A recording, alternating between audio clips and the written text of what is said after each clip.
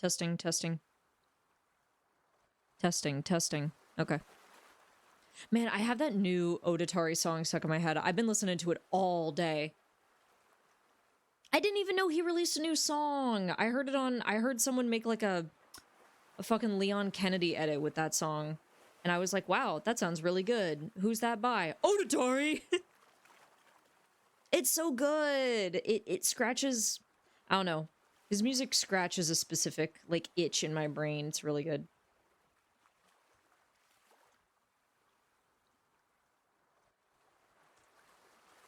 And I want to sing it, but I don't want to sing. It's not even that I don't want to sing in front of people. I don't want to, like, listen to the recording of it back, you know? I don't know. Because is it that I'm afraid to sing in front of people, or is it just that I'm very dysphoric about my singing voice? You know? Speaking of which, hold on. E.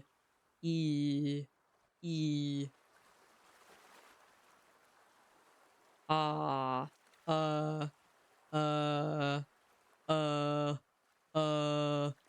E. I don't want to try to force my voice, like, too low, because then it's definitely gonna sound forced.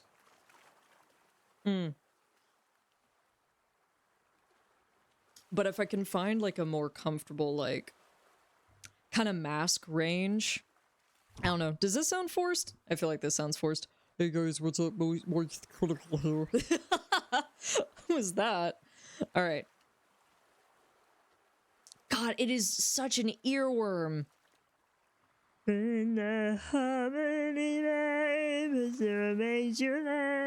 Ooh.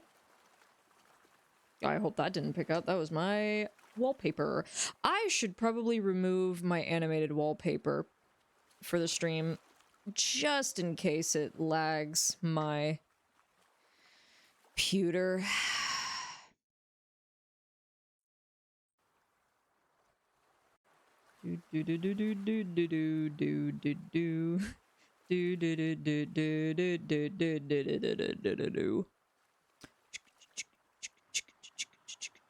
Come on, load! Load! Please! Please load! What if I move the chat over here? Haha! Now I can see no matter what I'm doing. Please load. Okay, thank you. Remove wallpaper. Mute. Okay, yeah, remove wallpaper. Remove wallpaper. Okay. Perfect. Okay. I'll put it back up after the stream. I gotta change my other default wallpaper then. Because, like, I like the one that I have because it's, like, Axel kind of looking sexy, I guess. But I kind of want to change it. I want to get, like, a matching one where it's, like, one on my laptop. What's the word for it?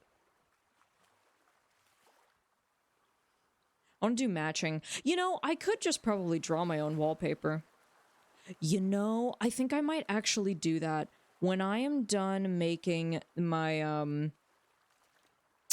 that one drawing I have of Kin, my OC, where, once I finish drawing him, once I finish that painting, I might actually try to, like, make that my wallpaper. How big did I make it? Because I didn't make it... I may have to crop, like, the top of it, which is fine. Yeah, but I like using the full canvas. I mean, worst comes to worst, I can use it as my fucking iPad wallpaper. Oh no, how terrible. What even is my iPad wallpaper? I think it's Kingdom Hearts. God, that song is still stuck in my head. Scambit, hello. How you doing, man? Oh, I gotta stretch. Ooh, ooh, ooh, ooh, ooh. That was a good stretch. That actually kind of hurt. That hurt my diaphragm. Am I too in the mic? I feel like the mic is, like, in my mouth. Let me just move that back a little bit. Yeah, how you doing, man? I'm doing good. I had some delicious chicken and rice for dinner and played some Stardew Valley. I mean, that's not all I did today, but that's what I've been doing the past couple hours just to chill out. Just did another Taco Bell heist on my way home now. Nice. Nice. That's awesome. Did you wear a disguise this time?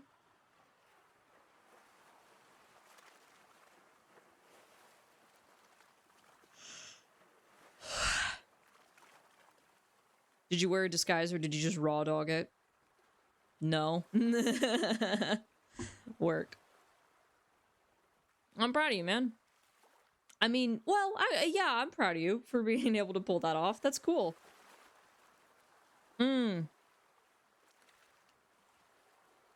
I may not do that long of a just chatting segment. I may jump straight into Dream Daddy just because I am really determined to finish up Matt's route.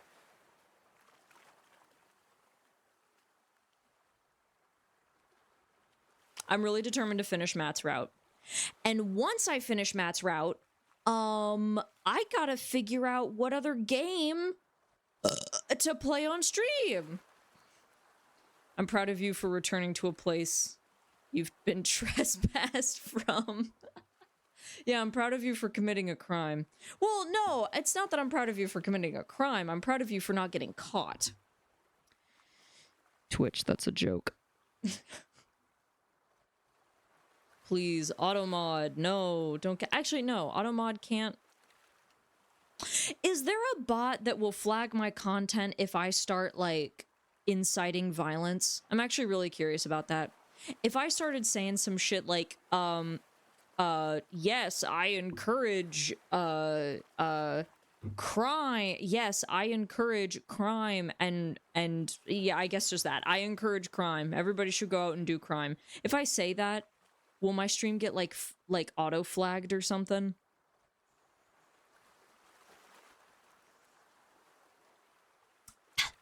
Yes? Okay, well. I don't encourage crime. Let me make that very clear. Everything that I just said was a joke. Oh, well, that's cold. Okay. There is an auto system. Huh. Well, now I know. Hold on.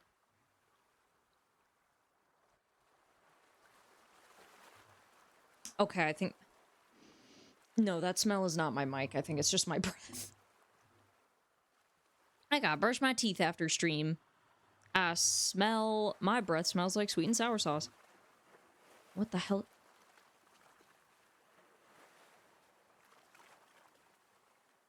What the hell? Okay.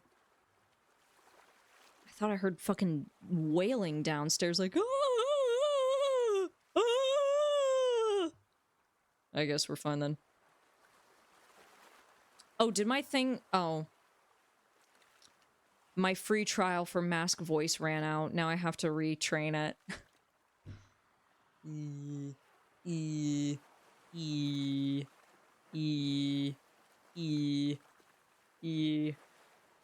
I don't want to try to push my voice, like, too far down, because then it definitely sounds like I'm trying to do, like, a fucking Moist Critical impression.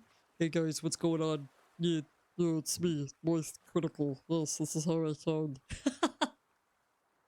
But anyway, I'm doing driving classes this week, and I'm doing really good. So it's actually a really, really short...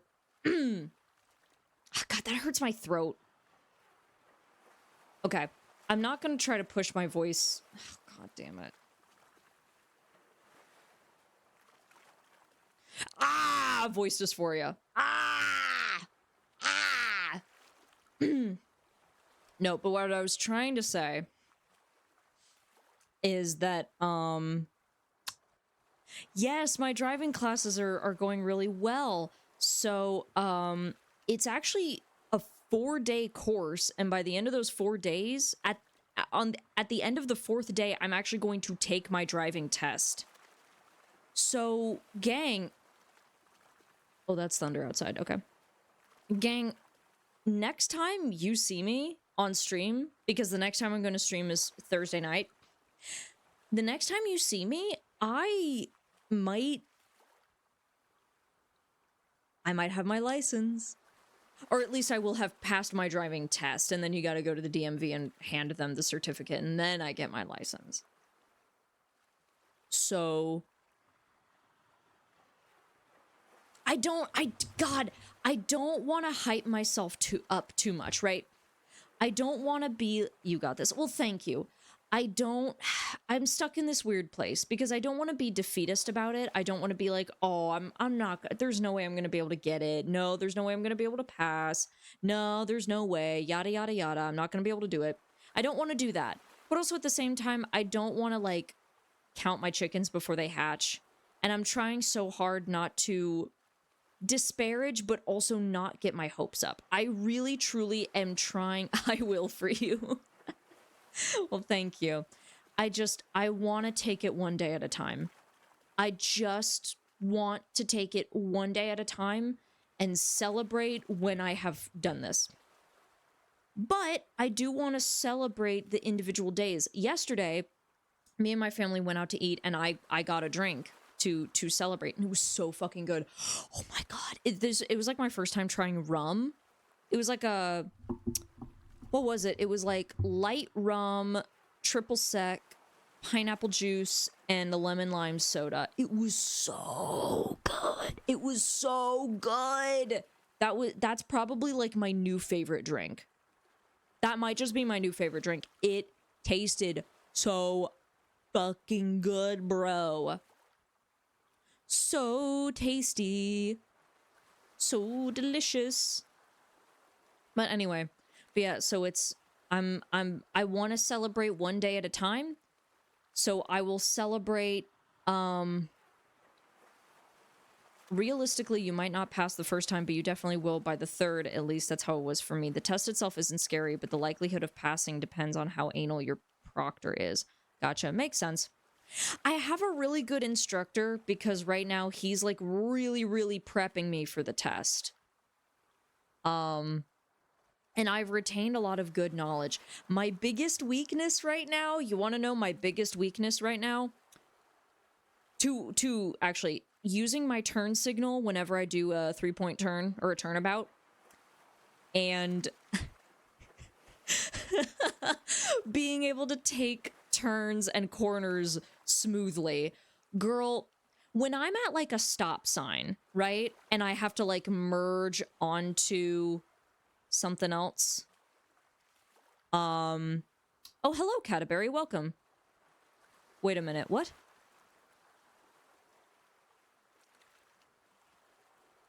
Oh, no, that's... Okay.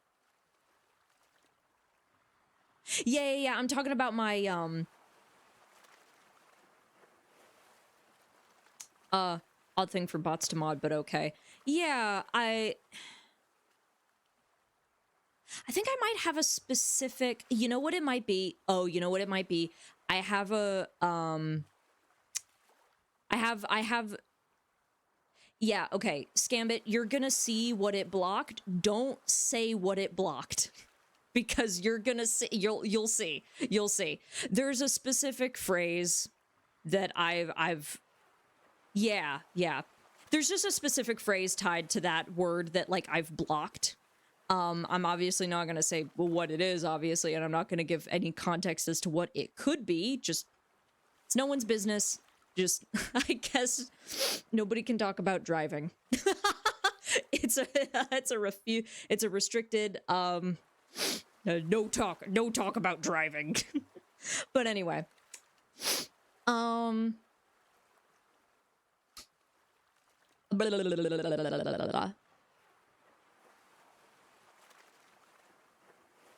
I see, like, when I block Jack in the Box for reasons. Yeah, exactly. It's something where it's like, if I say it out loud, people are gonna be like, what? But, you know, if I explain the context, then it's like, oh, okay, it's like this inside thing. I don't know. It doesn't matter. Anyway, yes, so basically I am, finally on the path to getting my license. Vroom test. Yes, exactly. I'm finally on the path to getting my license. I have not...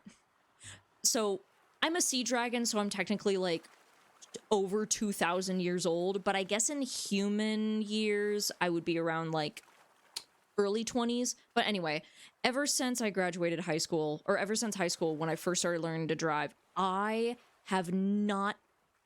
just have not been able to get my license. And it's either it's for this reason and that reason and yada, yada, yada. But it's just, I've never gotten to the point where I was comfortable enough taking the test, you know? No, it's a less amusing reason. Oh, gotcha. Oh my god, excuse me. But yeah, but I've been trying to get comfortable enough to take my driving test for a really long time. But this week I'm taking a driving class, and I'm doing really, really well. The only thing I really need to work on right now is the smoothness of my turns and merges. Yes, and this is where you joined in. I was talking about how, like, if I'm at a stoplight and I'm trying to, like, get onto, like, not a highway, but, like, a faster road, like, upwards to, like, 40 miles per hour. I am so bad about getting onto that fucking road. I am so choppy. I'm like, voo, voo, voo, voo, voo, voo, voo. It's so... I'm really choppy. So if anyone ever drives with me, I hope you have lids on your drinks, because you're going to spill them. Oh my god. Oh, sorry. Oh my god. I cannot stop abusing my microphone. Guys, I'm so sorry. I'm so sorry, chat. I don't mean to keep hurting you like this. I promise I love you. It hurts me more than it hurts you.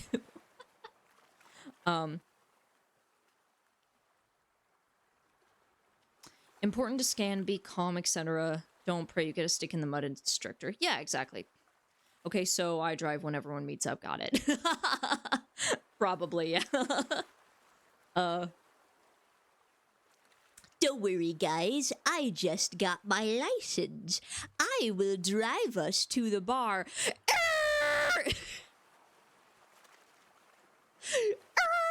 Sorry, that's really loud. Don't worry, guys. I'll take this turn nice and easy. Okay.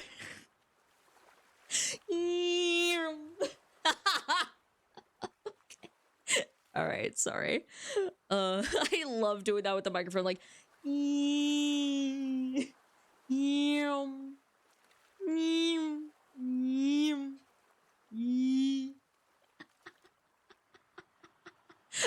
enough of that. But yeah, so by Thursday, when I stream Donuts in the Parking Lot at 2 p.m., let's go. 2 p.m. donuts. Not gonna lie, I'd probably be worse. I drive like a maniac. I do not slow down. Well, also, I mean,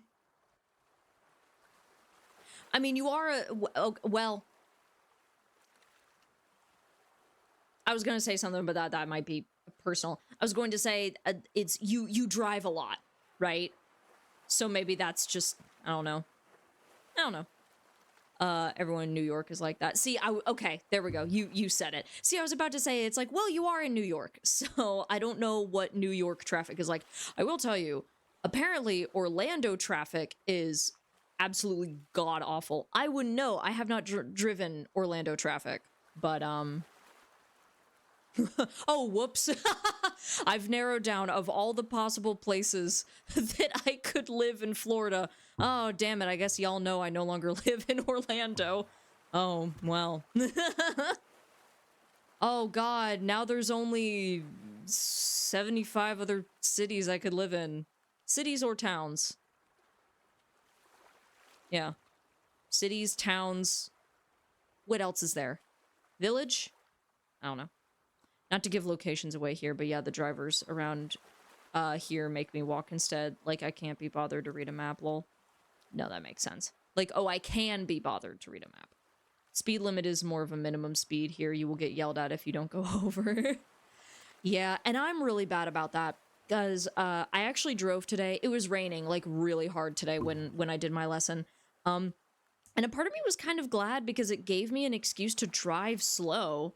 Like, I'm kind of glad that I live in such a rainy state, because I'm not really afraid to drive in rain because, oh no, I have to drive slower. Oh no, I have to drive 10 under the speed limit. Oh God. It's not like that's how I normally drive. I do. I drive like an old man. When I get my license and get a car, I'm 100% getting that one bumper sticker.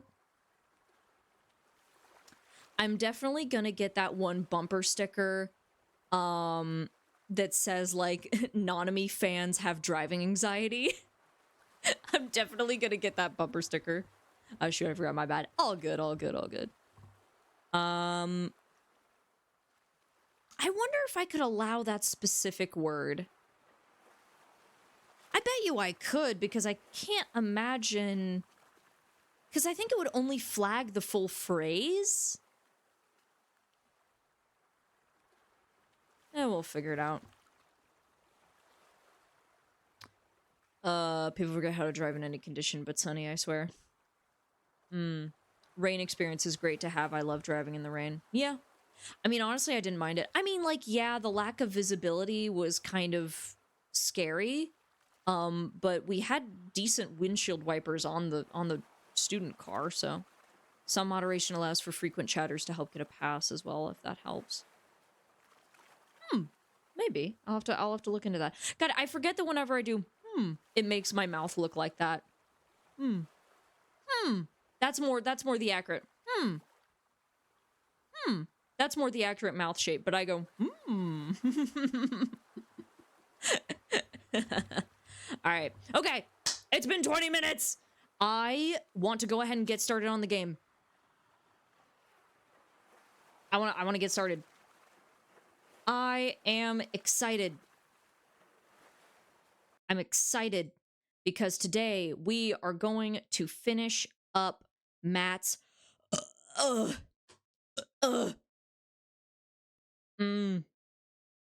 my favorite villager VTuber. Wait. Huh?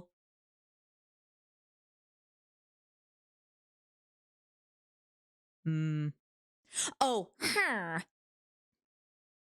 Wait, I'm confused. Okay, hold on. Scambit is making references that I don't understand.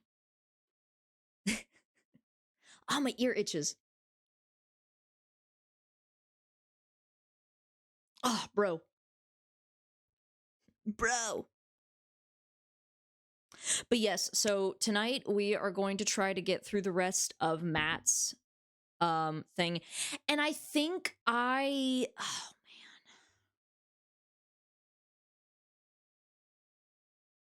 I really need to do some thinking, because I know that I've been saying this the past several weeks. I really need to do some thinking as to if I want Matt's route to be the last of this game that I play. You know? I think actually what I might do is play another short game.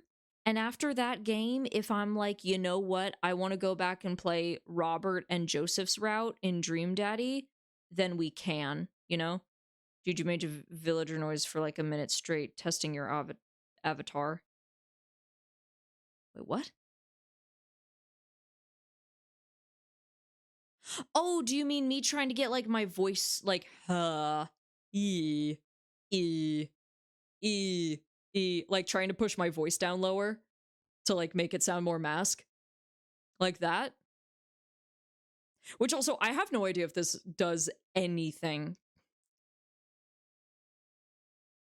Oh, I'm a dumbass. Okay, no, I know what you mean. Oh my god, dude, my memory is so bad. My memory is so bad, y'all.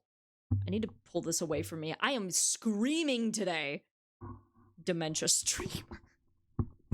Not even funny. It's not funny because it's true. Okay, how do I sound? Do I sound too far away? Do I sound kind of echoey? Hold on. Testing, testing, testing, testing, testing. God, I hate the way I sound. All right, okay. Dream Daddy, why is Steam not pulling up? There we go. Steam over here. OBS on this monitor. You sound good. I don't trust that smiley face emoji. I don't trust that. I know you. When you use smiley faces, you don't mean them. I don't trust you. Oh no, they're doing a pinup for... God, I forgot that I had this game. Okay, so I have...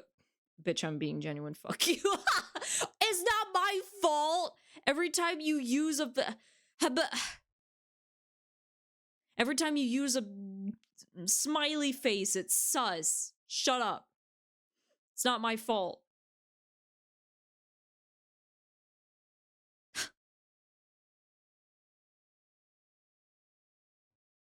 Whatever. All right. Shut up. Stop. Bitch. How do I mute you? I don't want to permanently mute you. How do I temporarily mute you?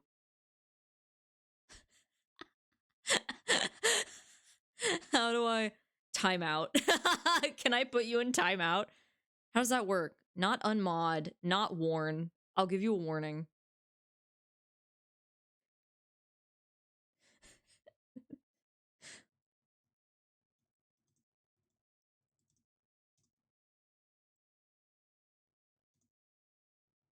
There we go. Finger wag. Nuh-uh.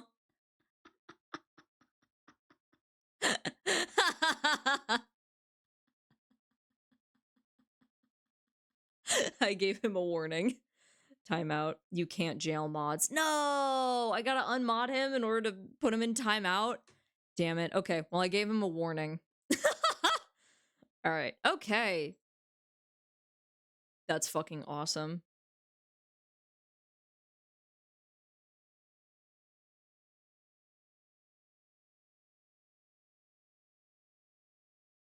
Okay.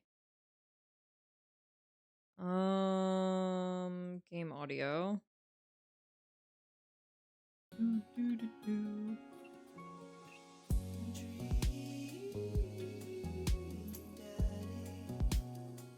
Fuck you. Okay, that is really loud. Testing, testing. Testing, testing, testing, testing. Okay, I think that's good. Let me know if that's too loud or too quiet, guys. I gotta turn it down on my end, because it's pretty loud.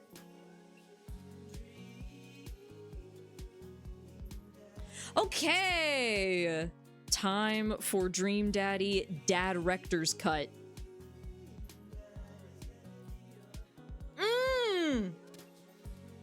Oh! Damien is more visible on the menu screen because I completed his route. Oh, that's so cool. Oops. That's awesome. Never give up, never remember. What the hell does that mean? Okay. Moving Pictures is hands down the best Rush album. Oh, gee, I wonder who wrote that bit. God, I wonder what... I wonder which Game Grumps member could have written that bit. If only I knew a Game Grumps member that was an avid Rush fan. Okay. So, yes, for this stream, we're gonna finish up Matt's route. I'm determined. It's gonna happen. Okay. Excuse me. Ooh. So, yes, last time we went out with Matt, oh god, he took us to a concert, or a gig of, this, Canadian band called Pup, which I actually looked up their song, DVP by Pup. It's pretty good. I don't know if it's... I don't know. I don't know if they're my style. You know? Yes, we're gonna make Matt finish or something. I wasn't paying attention. God damn it, Scambit. No, we're gonna finish Matt's route. Yeah, we're gonna finish Matt off.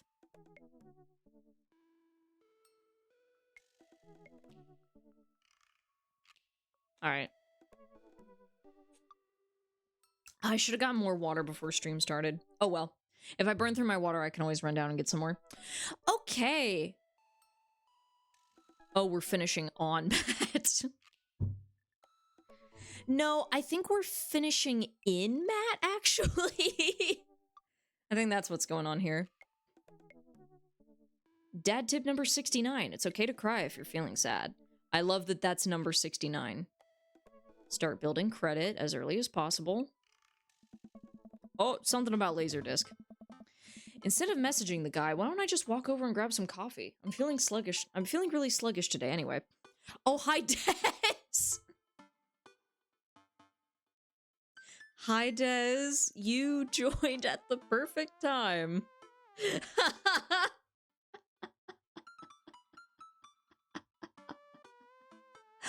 Man, you always catch us at the best times. All right. So, yeah, instead of messaging the guy, why don't I just walk over and grab some coffee? I'm feeling really sluggish today anyway. Des, side bully me, yell at him. What? I didn't bully you. You started spamming, so I gave you a warning. And that warning was asterisk, finger wags, asterisk, nuh-uh. Nuh-uh. Mm-mm. Bad boy. Side bullies guy. I wasn't bullying. He started it. He started it. It was 3 smiley faces. And it was 3 smiley faces too many.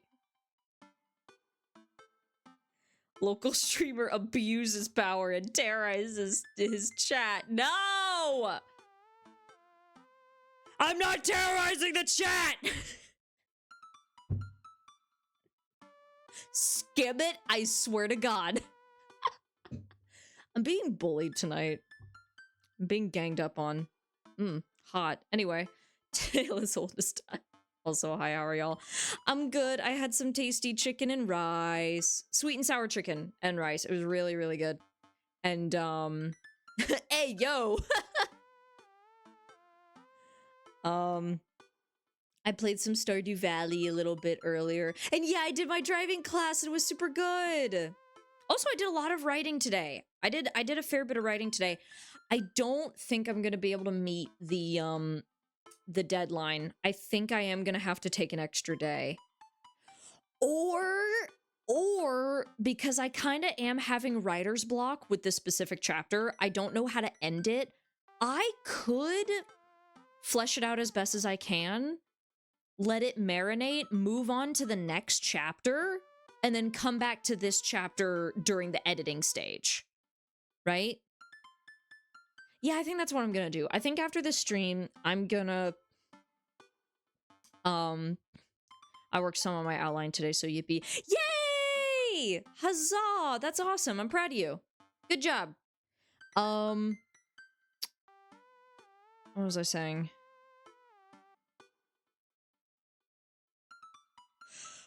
Ugh.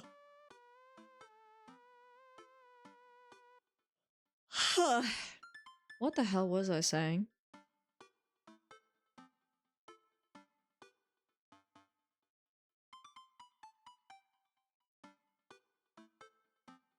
Okay. I'm good. I zoned out. I disconnected.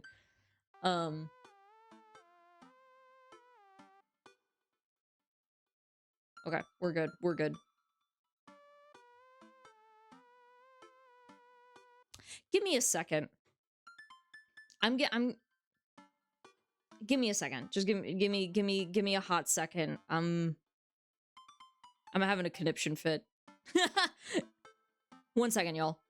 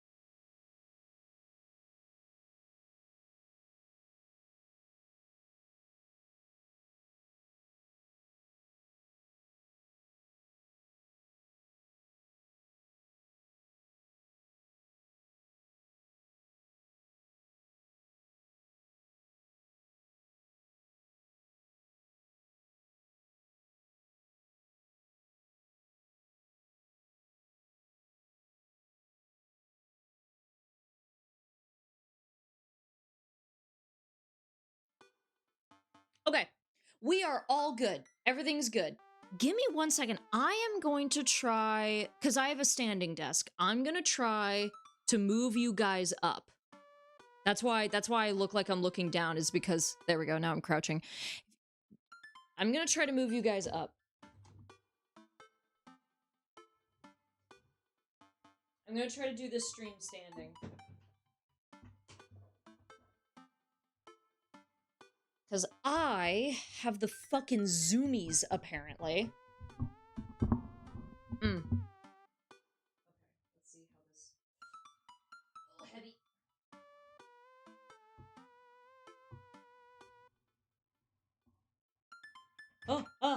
What fell? Oh, it was my capture card. Okay, that's fine. Now I gotta bring you closer to me.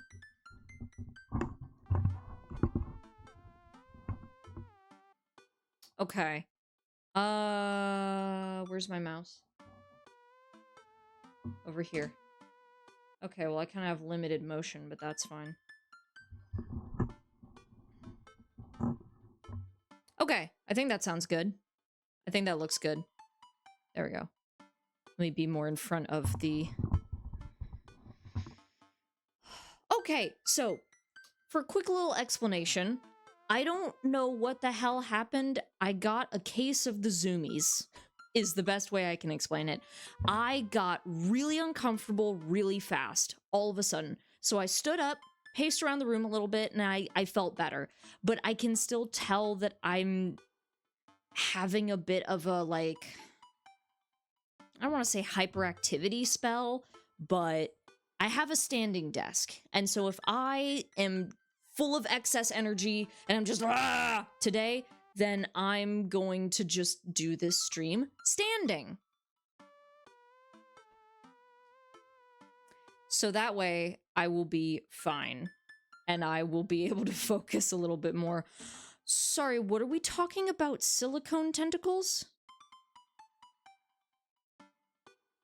Hooray for writing.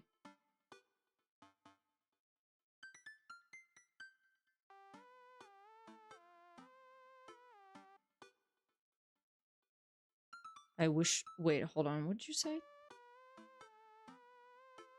I wish listed...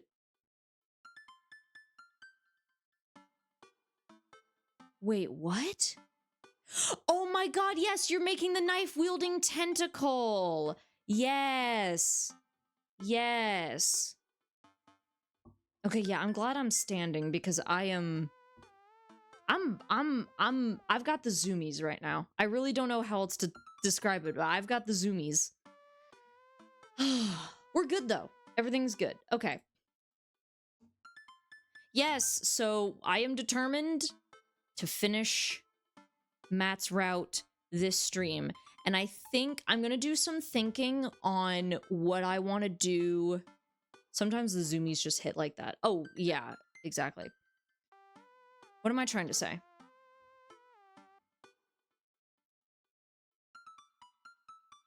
I want to...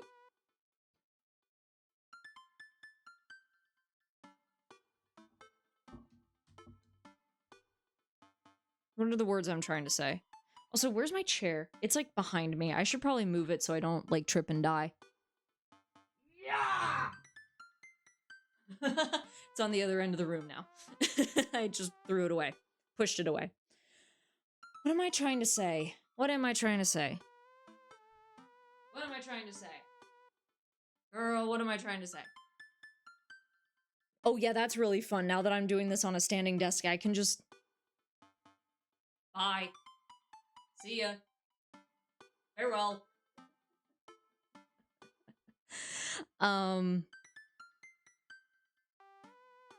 want to finish up Matt's route this stream, and afterwards, I want to do some serious thinking as to what I want to... If I want to play Joseph and/or Robert's route on stream as well. I am mildly curious about them, but the question is that mild curiosity enough to do an entire stream of, or should I just play this in my own time? Or should I take a break from this game, do something else, and then maybe after a bit, come back and do the other 2 routes? Right? That could work. I could take a little baby break from it and just kind of leave it open-ended after this stream. I know that I wanted to do Damien and Matt's route, and now that I'm almost done with Matt, I've done Damien, and now that I'm almost done for Matt, I think either way it might be good just to, well, I've got the rest of the week to figure it out. I don't really have to make a decision until next week. So, yeah. Oh, plus I have kind of been thinking about doing like a Stardew Valley farm. Actually, no. Oh, maybe. I gotta do some thinking. I gotta do some thinking, because once we're done with this game, what game do I want to play next? Because I don't want to play a visual novel style game. I want to play something that's either a little more... I either want to play like a puzzle game or an action game, you know? I wanna play something that isn't a dating sim, and I want to play something that isn't visual novel style, right? Because I was thinking of maybe starting the Sam and Max trilogy, or yeah, starting the Sam and Max series, because we have 5 games to play, right? We have Sam and Max Hit the Road, the Skunk Ape trilogy. Is it Skunk Ape? The 3D trilogy, and then we have Sam and Max, this time it's virtual. Play Call of Duty. No. Absolutely not. Ugh. But yeah, about it, but that is that a long series? I mean, I could play games in between doing Sam and Max. And I have played mostly through the first and second games, but I don't really remember how to do all the puzzles, so that could still be entertaining. I don't remember all the jokes. Sam and Max hasn't really aged well, I'm gonna be honest. Because a lot of it was like very like, ooh, pop culture humor for its time, but I'm gonna be honest, so much of it goes over my head. Because I either wasn't alive at that point, or I wasn't really paying attention to politics because I was like 10. Ooh. My neck. See, I would suggest Ghost Trick. And I forget that I also have the D. I forget I have the D. I forget that I also have the ability to play some DS games. Yes. I'll do some thinking. We'll figure it out. I'll go through my game library and we'll figure something out. All right? Okay. So, for now... Sorry, I had to bite my mic. I am hyperactive tonight. I've got the zoomies. Sorry. I just keep wanting to bite the mic.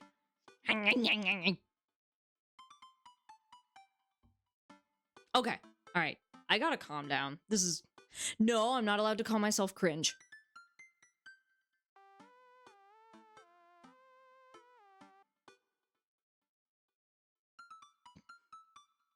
Pomamon Black N.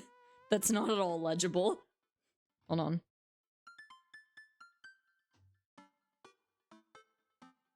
Oh, so doing that fucking thing where I can't move my mouse. Why does it do that? Why does it lock my mouse onto that monitor? Okay, give me a second. I'm gonna turn my mic down for a second, and I'm just gonna bite the mic.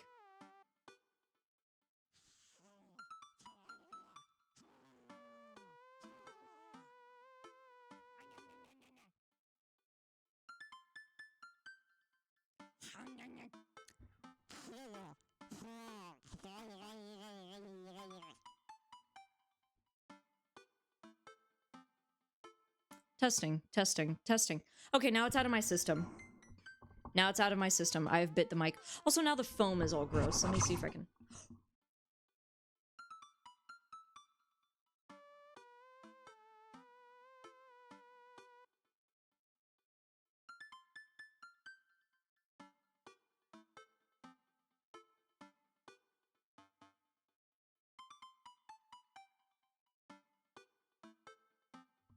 Oh, I just accidentally muted it. Okay. Sorry, I took off the foam insert to try to, like, wave it to try to dry it off. God, I wonder how this sounds without the foam. It probably sounds really weird. Okay, I'm gonna mute it again when I put it back on because I imagine that that's a very unpleasant sound. Unless...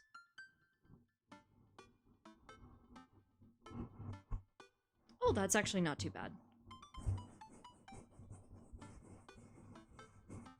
Okay, great. Back to this yummy boy dinner. Yeah, I bit my mic. I'm satisfied now.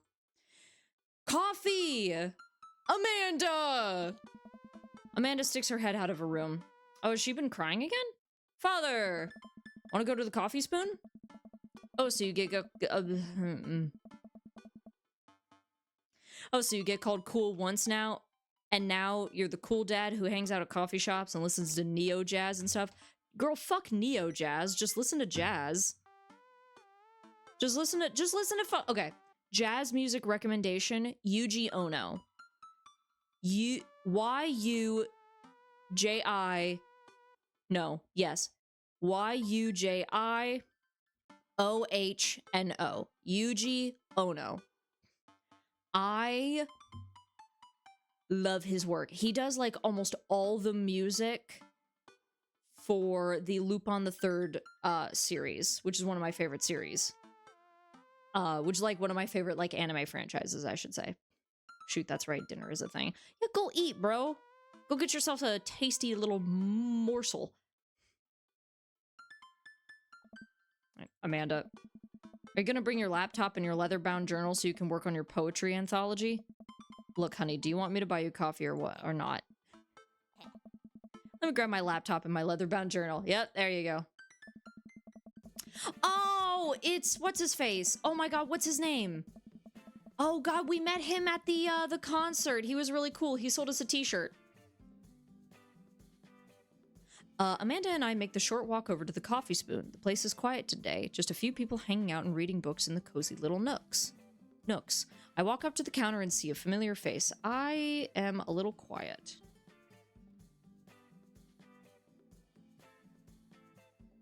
Testing.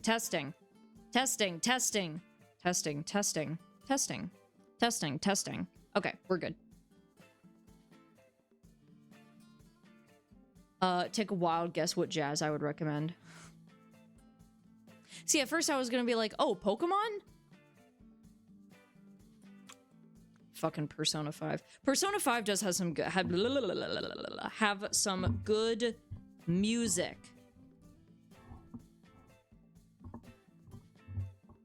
God, I am not able to... Maybe I need to bring this closer. Or... Sorry, I'm messing with things. Testing. Okay, there we go. Now y'all should be able to hear me fine. You're audible, the game might be kind of low though. Oh, is it? Testing.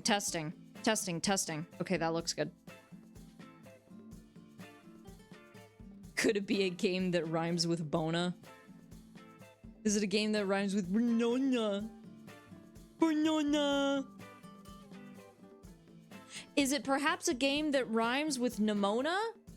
The hit Netflix movie that was scrapped by Disney? Oh, I gotta get... Where's my water? It's right here. I was about to say I gotta go get my water. It's right on my thing. God, I don't miss doing audio checks. Yeah. This shit's aggravating, but... it's whatever.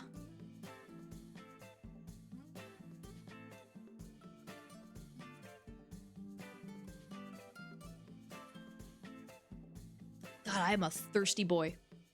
Yep, and there's all my water. Well, I will probably have to go get more water in like 30 minutes to an hour, so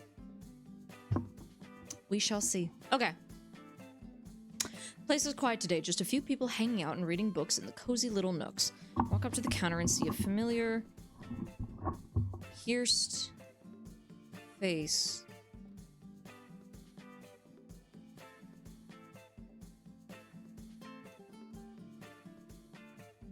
Okay.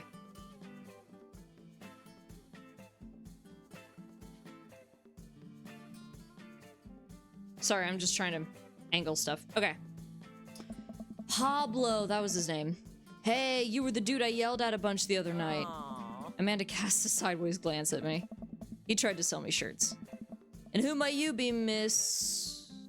Ugh. And who might you be, miss? This is my daughter, Amanda, the person I am a father to and am very protective of. An honor to make your acquaintance. My name is Pablo. Did I mention that I make witch house music? I wouldn't call that witch house music, but okay. Dad. Wait, do you know his stuff? Oh, okay. A piercing blow to my ego, though not one that will dissuade my need to impress you. My innate dad senses tingle. I'm overwhelmed with a fatherly instinct to protect energy. Girl, relax. They're having a conversation. Calm down. I must do something to protect my child. Change the subject, defend witch house, reappropriate lines from Taken.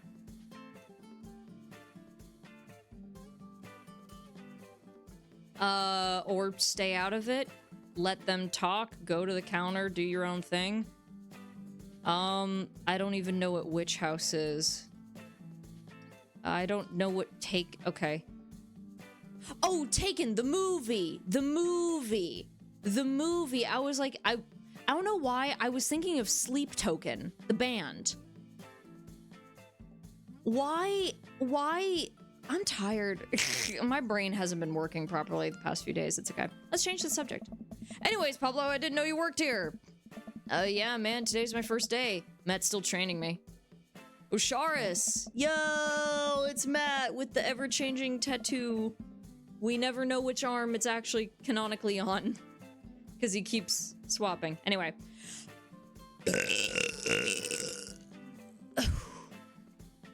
Matt comes out from a...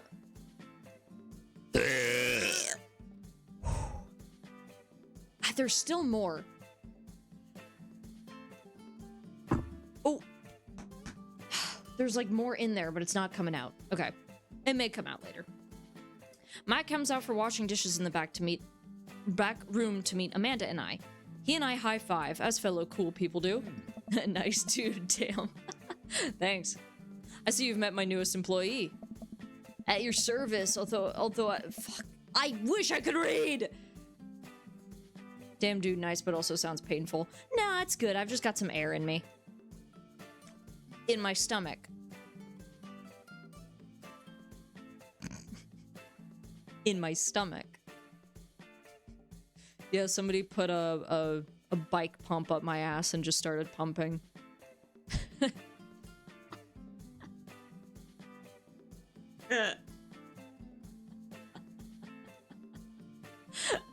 All right. Yeah? Nah, it's not painful. It's just a little bubble. I do have... wasn't my first thought. But all right. I mean, in your lungs, gills? Too, I'd hope. Oh, that's right. Yeah, I have gills. Okay, so I'm like, because I'm like a human sea dragon kind of hybrid thing, I have both lungs and gills. Or I have gills, but they basically work the same way as lungs because I'm a cartoon. Don't think about it too hard, it's okay. My gills are mostly just there for aesthetic purposes and to ensure that I can spend very large amounts of time underwater. Man forgot his anatomy on live. I mean...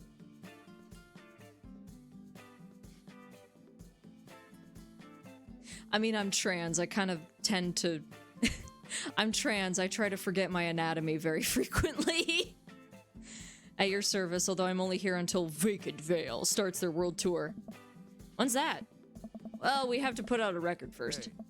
All right, Pablo. Now what do we do with Now what do we do with customers again? Kill them. Right, yes. Pablo clears his throat. Hello, good folk of Maple Bay. Can I interest you in a tasty caffeinated beverage? A smashing pumpkin latte, please. Smashing pumpkin spice latte, please. A classic. And you? Fuck. Americano football, decaf for cutie, Father John Misto. I don't know. What? Hey guys, what does foid mean?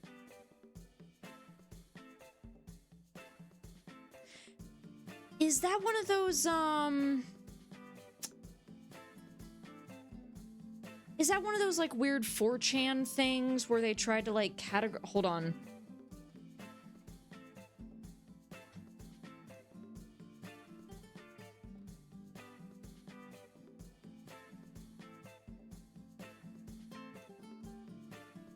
Or no, I'm thinking of something else. Oh. Oh, no. Oh, no. Scambit, where did you hear this?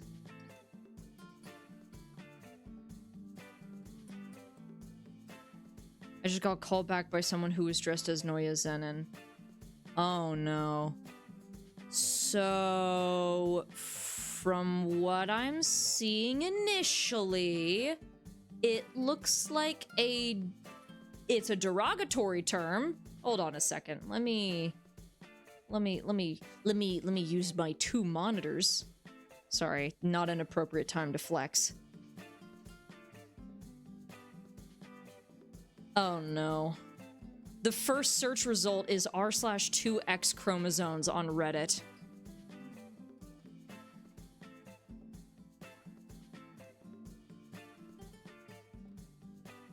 In case I'm not the only one to look up foid, it is a shortening of the term femoid, which is a, whatever that word is, of female and humanoid. The term foid is used typically by very misogynistic men who have no value for women. And you said this was said to you by Noya Zenin?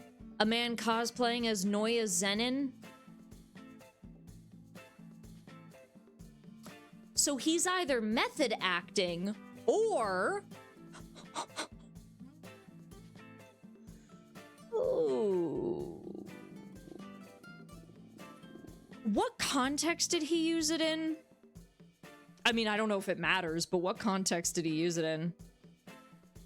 Oh, so it's an even worse version of a guy calling women females. Yep. Molotovs for them. Yep. Yep.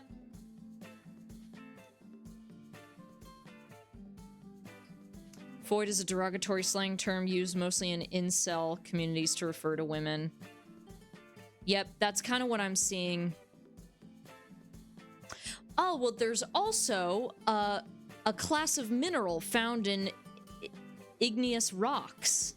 Foid can also refer to the rocks themselves. Let's just hope he was talking about rocks. I sniped him from a point while he was rushing to plant bomb.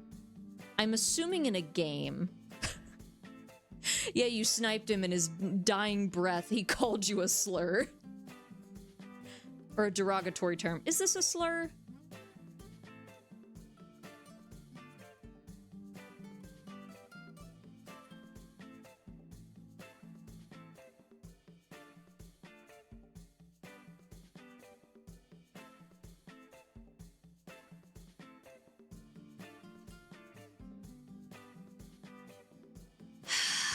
Oh, there's also firearm owner's identification, FOID, from Illinois State Police. I'm pretty sure that's not what he meant.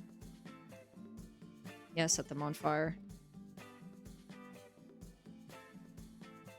Because I heard that, and I thought I heard something... Oh, you know what? Actually, while I'm looking stuff up, let me...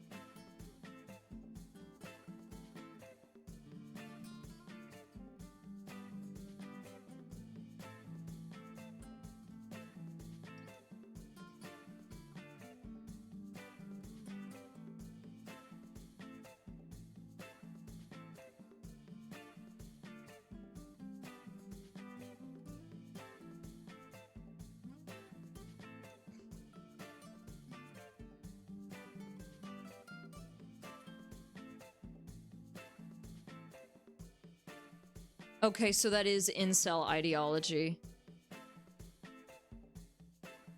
Oh my god, that is a real thing. I'm not even gonna talk about it on stream just because No. I'm not even gonna give it the light of day. It doesn't deserve that. It doesn't deserve attention. Okay, let's move on. Oh, he just got kicked after calling me the N-word in VC. Well. Yeah, good riddance.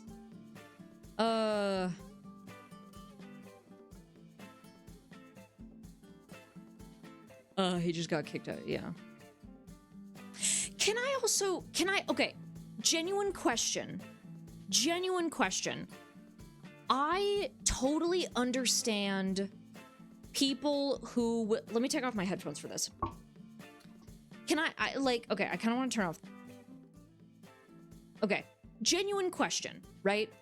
I don't ask this in a judgmental way, but I am genuinely curious.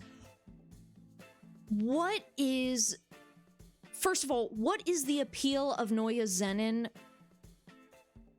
for people who are not misogynists? Genuine question. And by extension, what is the appeal of cosplaying as the most god-awful characters? Like, okay, take Jimmy from Mouthwashing, right? Jimmy is completely irredeemable, piece of shit, whatever. I understand people that really like Jimmy as a character in the sense that they really like how, like, well he's written, how well, like, how well written he is as a character, right?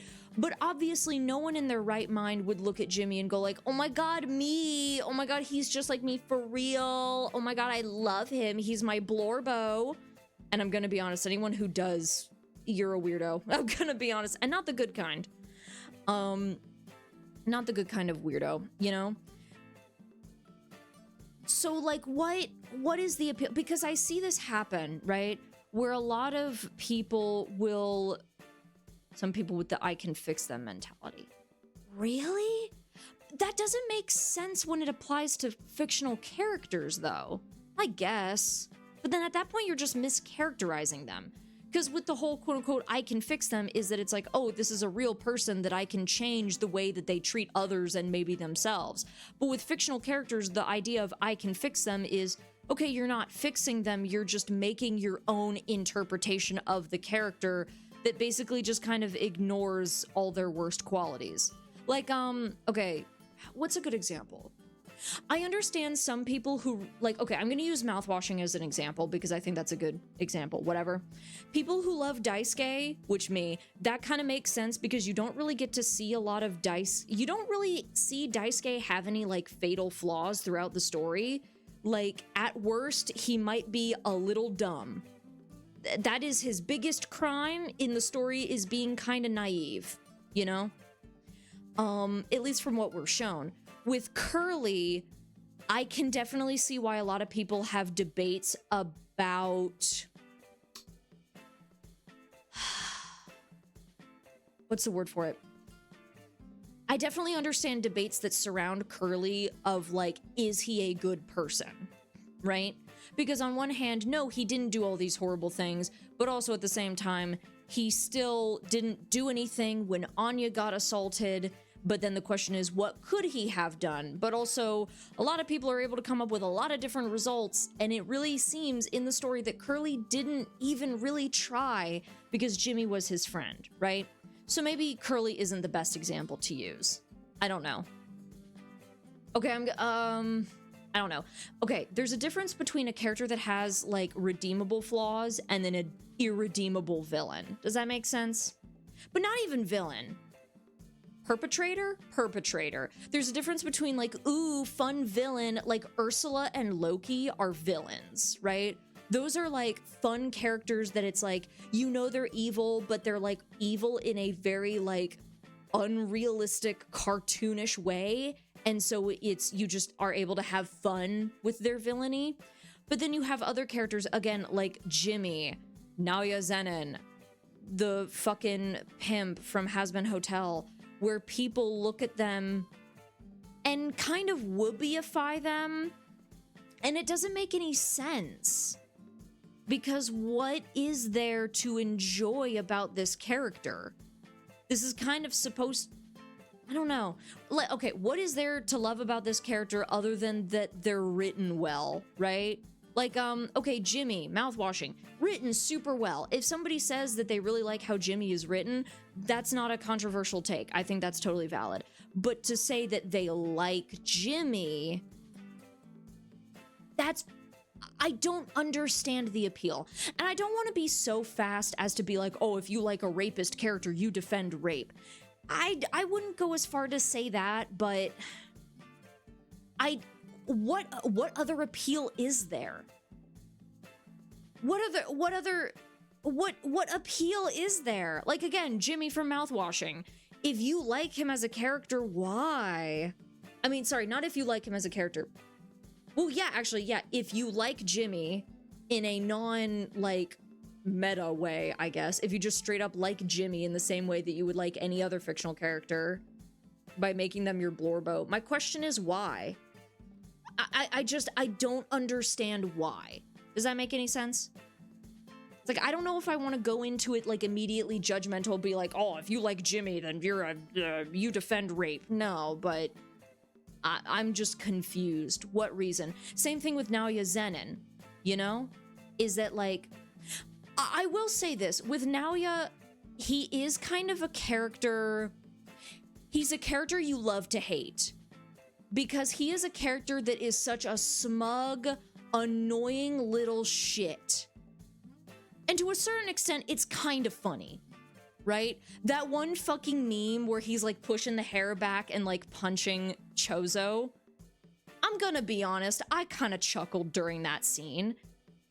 But also when, spoilers, when Maki pounded his face into the ground and then another thing happened to him that I won't say, well, actually, no, I'll say it. And then when he got stabbed by either the mother or his own servant, I can't remember. But then when he was, you know, absolutely demolished by and then killed by another woman, when he was demolished by a woman and then killed by another woman, that's fucking awesome. And Naoya 100% got what he deserved. But why would you ever want to cosplay as this guy? Why would you ever go as far to say that this is one of your favorite characters? Why? Because it's one thing to be like, oh, I enjoyed his moments. I thought he was an entertaining character. Yeah, he's a piece of shit and I loved seeing what came to him. But, you know, he has entertaining moments. That's fair. But to cosplay and to be a genuine fan of this character. Again, I don't want to just automatically assume misogyny, but like, what other appeal is there? And don't tell me it's because people think he's attractive. Because that's so fucking shallow, right? That's so fucking shallow. I don't care if it's a fictional character. If somebody is like, ooh, yeah, this character's violently misogynistic, but he's hot though. Girl, there are so many better characters to thirst over. There are so many better morally questionable characters to thirst over. Does that make any sense? Thirst over Loki. Thirst over fictional murderers. Don't thirst over fictional, like, rapists and misogynists. Daisuke Jigen doesn't count, though. And I'm gonna say that right now because Daisuke Jigen does not count because him being misogynistic is a severe misunderstanding of his character, and y'all are gonna listen to me for a second. Daisuke Jigen is a gay man.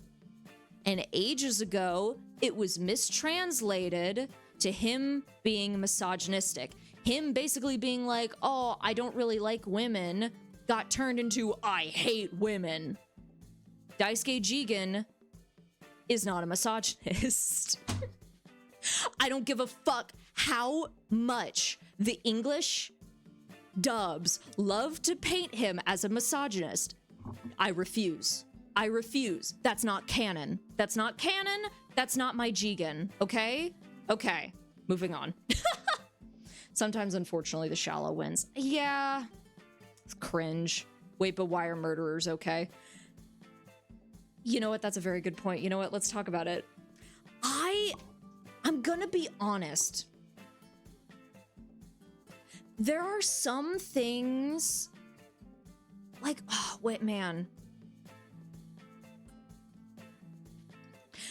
I don't agree. Okay. Do we have anybody in chat who's like a pro shipper or a dark shipper or whatever the hell it's called?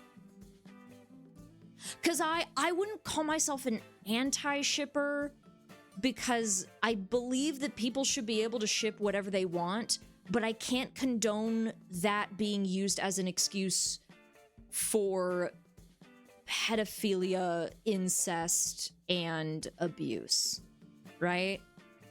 No, but I've heard the term. Okay. Because killing someone isn't exactly a deal breaker depending on the person, at least for me. Well, that's kind of what I was going to get into. In American culture, at least, violence on TV is seen as way less problematic than like sex or language or I don't know, gay people. And so it could just be a completely cultural thing, right? A lot of people are totally fine watching a really gory horror movie, but if that horror movie has a rape scene, then it becomes too much for a lot of people. And it could be for multiple reasons, right? Not a lot of people have seen somebody get murdered in front of them, but a lot of people, women and AFAB people especially, have to deal with the constant threat of sexual harassment and sexual violence. When I watch, what's a gory movie? When I watch The Terrifier, I'm not thinking, oh God, that could happen to me. But when I watch Perfect Blue, and I watch that one scene where she's like acting, like it's an assault scene, that disturbed me to my core. And I wouldn't say, no, it shook me, right? Because it was like, this feels way, way more real, right? So when it comes to, again, I'm going to compare Jimmy and Loki, right? Loki does not, at least in the MCU, right? In the Marvel Cinematic Universe, Loki does not commit any like sexual crimes. He doesn't do any sexual violence. He just tries and fails to take over New York City and kills a few people, right? I say a few. He probably killed a lot more than a few.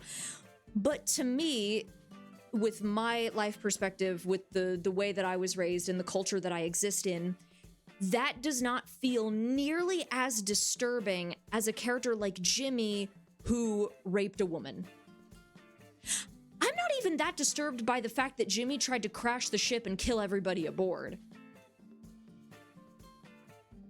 I mean, like, yeah, that's awful, but I am way more upset by the fact that he, like, raped Anya, you know? So when it comes to fiction, right, at least the way that American fandom deals with fiction, me personally, I can defend characters like Loki. I can defend characters like Ursula. I can defend characters that are so cartoonishly evil that it doesn't feel real, or it doesn't remind me of the evil that exists in our own world. It doesn't feel like realistic evil that could exist, right? But then you take a character like Jimmy, you take a character like Valentino from Hazbin Hotel, you take a character like Naoya Zenin, and it becomes a lot more real, and it becomes way harder, at least for me, to defend. And so I don't want to make moral judgments on, let me rephrase. I'm absolutely going to make moral judgments on pro-shippers and pro-shipping as a whole. I should say dark shipping, because I agree with the base concept of people should be able to ship what they want, but I don't agree with dark shipping. Does that make sense? Like, I would not label myself as an anti-shipper, but I would definitely not label myself as a pro-shipper, right? You know? Totally with you on that, big agree. Yeah. Oh, my legs. Ooh. My legs. Maybe I should sit back down.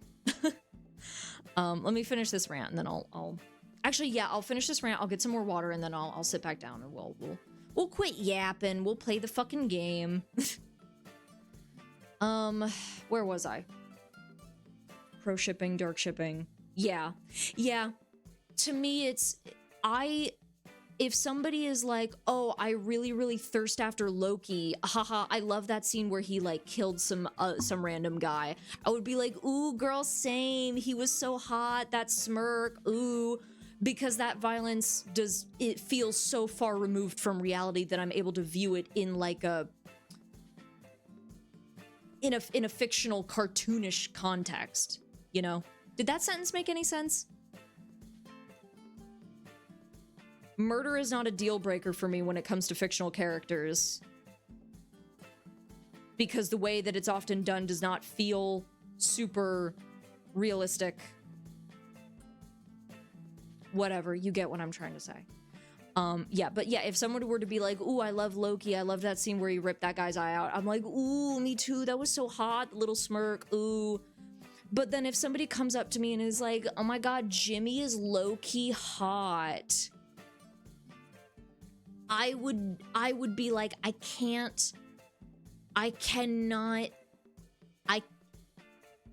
the violence does not feel cartoonish.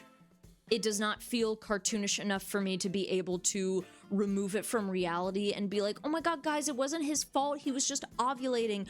Also, I will also argue about something when it comes to like systemic injustice, right? If you have a fictional character who's like a serial killer and he kills like men, I feel like or he kills indiscriminately or whatever, then it's gonna be like, oh yeah, that's totally fine, you know, ooh, fictional character, ooh, Blorbo. But if he specifically targets women and has a bunch of like very misogynistic viewpoints, then all of a sudden you're playing off of a real life systemic issue that is violence against women, right? You know? Same thing with a lot of like BL and yaoi. It's like, yes, I understand that these characters are fictional and nobody's actually getting hurt. That being said, I just don't want to see the top. I don't want to see the seme repeatedly abuse the uke. I don't enjoy that. And I don't understand why that is enjoyable to a lot of people. And I think a lot of people find it enjoyable because they don't really acknowledge it as sexual assault. Like, let's fucking talk about Jinx for a second, right? Jinx is a very popular BL yaoi manhwa, right? I gotta turn my ceiling fan. Ooh, I almost fell over. The Fujos heard me talking about, Fujos heard me talking about Jinx and they were about to throw hands. Loki is not written to be this horrific person, but rather like a Marvel quirky McQuirkster vibe, at least more so than a character like Jimmy. Exactly, and that's another thing. Again, it's all about the removal from reality, right? It's why slapstick violence is seen as okay in children's like cartoons, but really gory, realistic violence isn't. Because you can have the exact same scene. If I take a wooden mallet and I smash someone over the head with it, in a cartoon setting, it's gonna be goofy. It's gonna bounce off the head, a large bump is gonna come up, and birds are gonna twirl around it, and they'll go, oh no, my head, owie. But if I'm in an R-rated movie and I take a mallet and I smash someone over the head with it, you better believe the special effects team is gonna make that head crack open like a watermelon. So it's, to a certain extent, it's less about the content and more about how it's treated. But even then, I just feel like there is some content that can't be slapsticked. Such as misogyny, such as homophobia, transphobia, such as racism, such as, did I already say misogyny? Assault and abuse and pedophilia and incest. You just can't woobieify those subjects. You can't defang it. At least in the at least in American fandom, I would argue. Who knows, maybe in different cultures, they have the complete opposite view, where it's like, oh no, you can totally woobieify these subjects, but violence, that's way too much. And you know what? That's that culture. And that is what they do. But I know that me personally, in American fandom, these are the views that I have.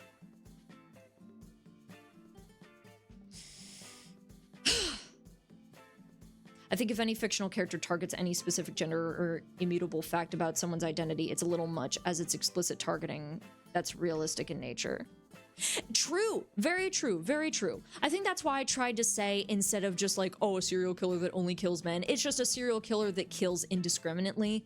But as soon as you have a serial killer that's like, I hate women and I'm targeting women only because they're whores, all of a sudden that's systemic violence. And now you have a piece of media featuring this systemic violence.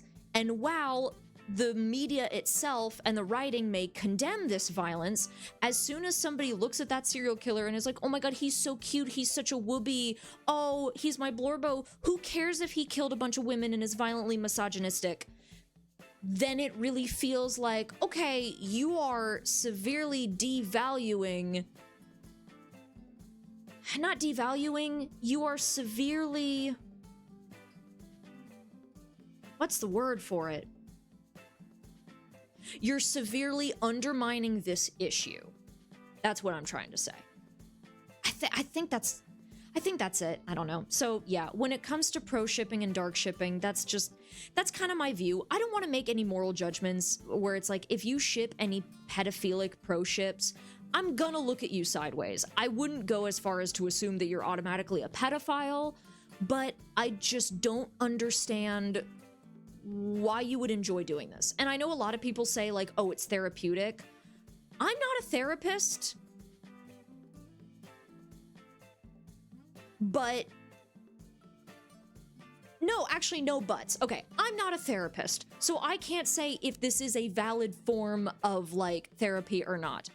But I have two responses either way. Number one, if it's not a valid form of therapy, then stop, obviously. And I kind of assume that it's not, because why would you force yourself to normalize this horrible thing? Why would you, like, okay, we're gonna use like pedophilic ships as an example. Why would you normalize pedophilic ships in your mind to quote unquote cope with your trauma?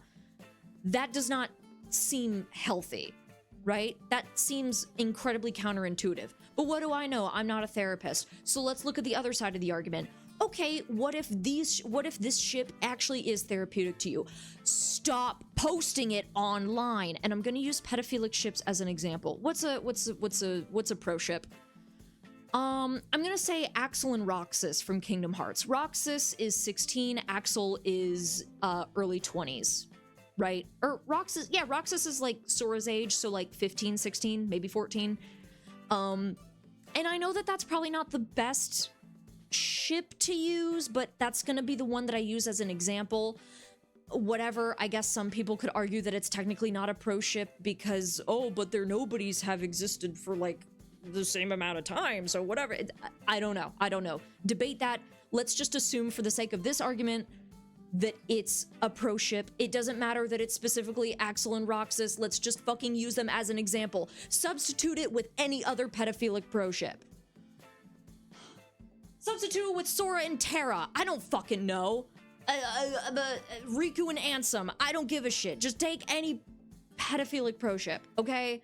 Kaito and Len, where you characterize Kaito as an adult, okay? Let's move on. We're gonna use Axel and Roxas. Let's just use Axel and Roxas as an example. If you draw NSFW art of these two characters together, you are drawing child porn. And I will be blunt about that. If you draw NSFW of a character that is under 18, you are drawing child porn. It does not matter that this character is, it doesn't matter that it's a fictional character, you are still drawing a minor in an explicit manner. That's fucked. You don't fucking do that, all right? So if you, for your therapy journey, need to create explicit content or discuss explicit content surrounding a minor character, stop posting it online. Stop putting child porn online. I want to make like a whole YouTube video about this subject. I am going to be honest. I have like an outline because I got like, oh my God. I saw like a take on Twitter or on YouTube or something that pissed me off so much that I was like, you know what? I'm just gonna like write all my thoughts down in this document and then let it go. And if I ever want to write this video, I can. So, girl, I know I want to play Dream Daddy, but honestly, a part of me kind of wants to just yap for the rest of the stream. But then that means that I'd have to cut out all this other stuff for the VOD and like start it over again. No, and I don't want to play Dream Daddy, and I don't want to get too distracted because I know.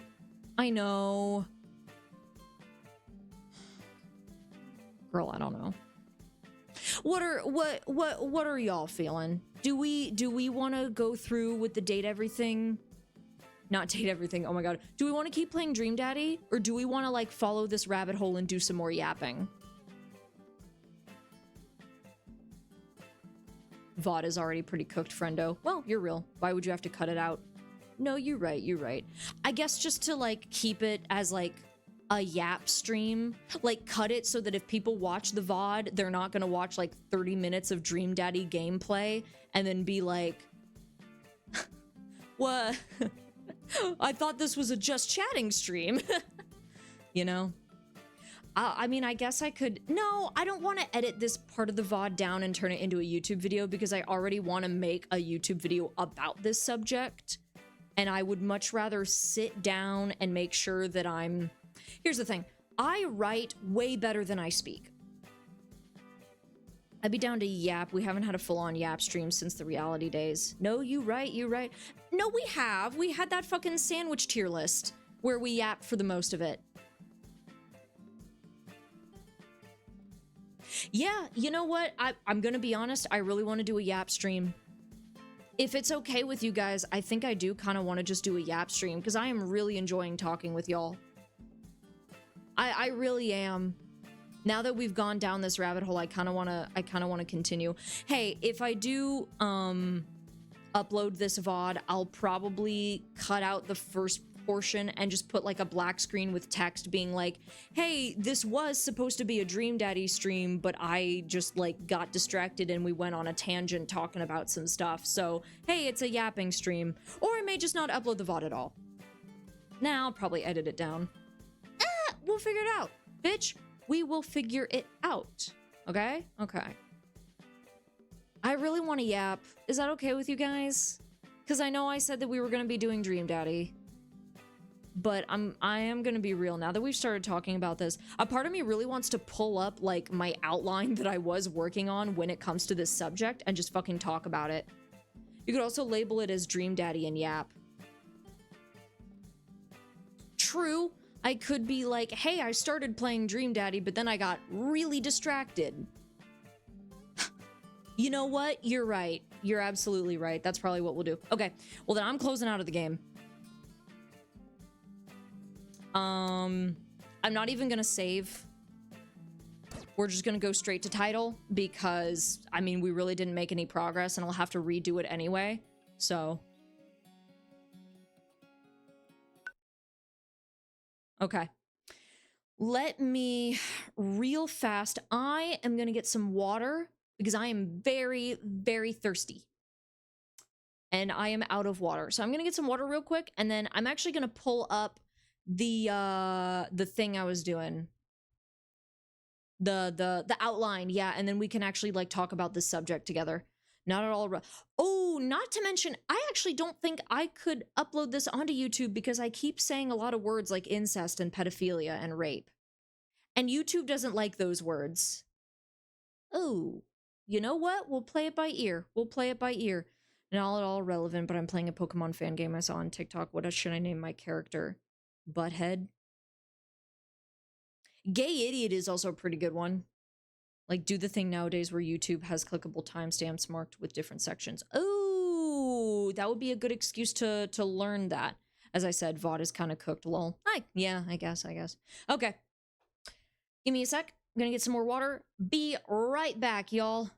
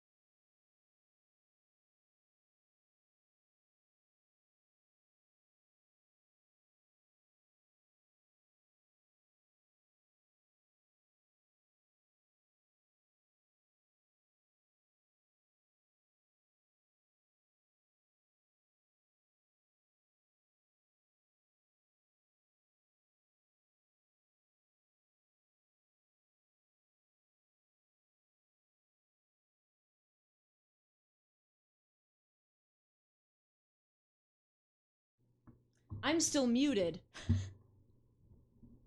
I was still muted. Okay, give me just a second.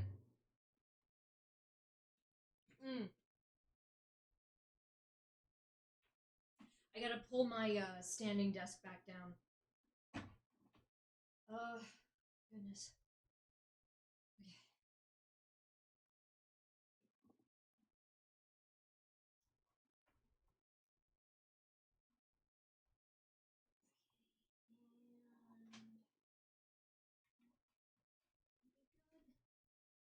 No.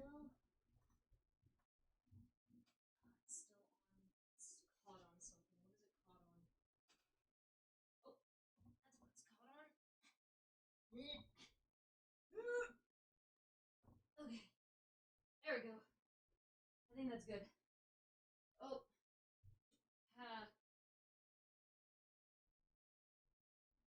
Oh, my legs. Oh, dude. My legs hurt.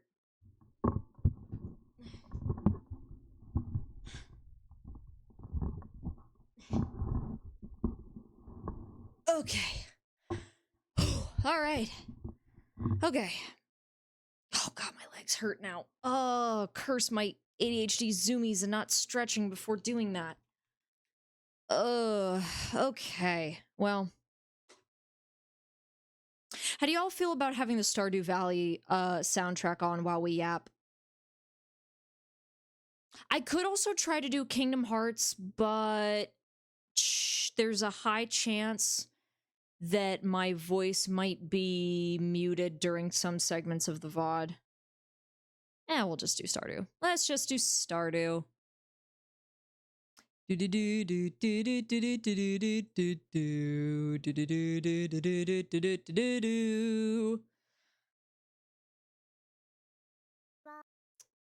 Valley OST. I don't know if you heard the wah. I have the hell is it called?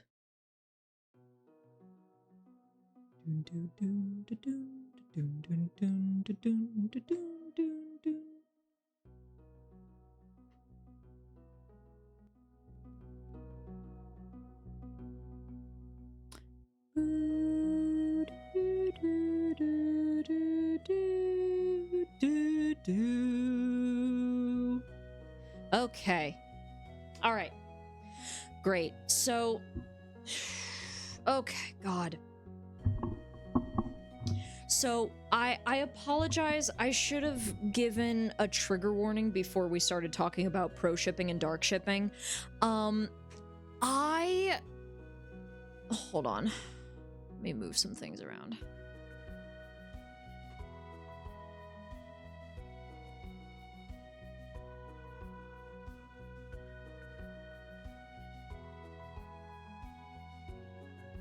The hell?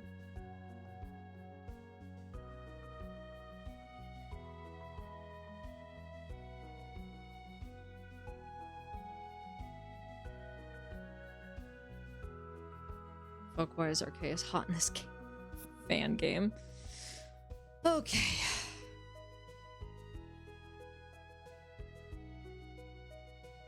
Oh, stop, motherfucker. Okay, that's good enough.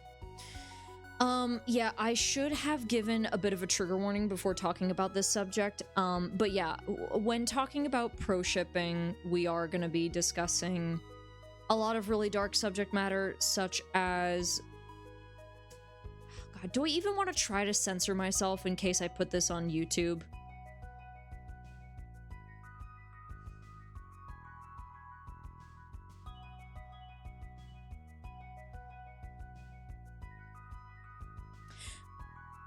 I don't know YouTube's censorship policy. I actually don't. I feel like I could just say the words. Or I could wait a full minute. I don't remember what the policy is. I don't know. You know what? I'm just gonna say it, and if I need to go into this and censor myself, then I'll do that, and that'll suck, but maybe I won't even want to upload this as a VOD anyway, or as a specific segment. It doesn't matter. It doesn't matter. Okay, so. Who messaged me? Who dare speak to me? Oh, you sent a picture in the group chat. Ooh, they are very pretty. Who is this? Arceus? And you say they're not hot in canon games? Damn, well, someone wanted Arceus. Someone was like, I'm gonna make this person up fine as hell. Okay. Alright, let me pull up that, oops. Let's pull you over here, actually.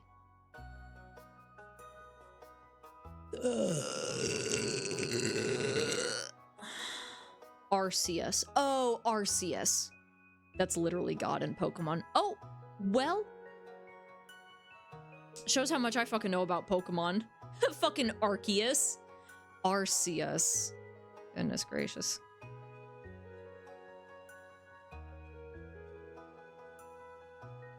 Wait, why am I looking at my email? Stop checking your email. Here we go. In canon games, they're not really a person as much as a creature, like the Pokemon god. Huh, interesting. Well then. Okay, let's see here. What did I title it? Did I title it Fiction Does Affect Reality, actually? Yeah, so if I ever do make a video about this, it would probably be titled something like Fiction Does Affect Reality, actually. Oh, God, dude.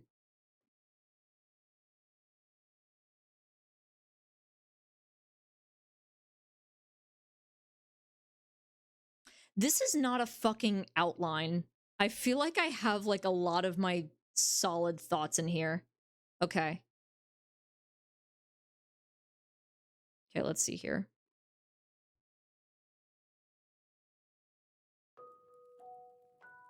Oh no, sad song. Sad song. Sad song. Okay.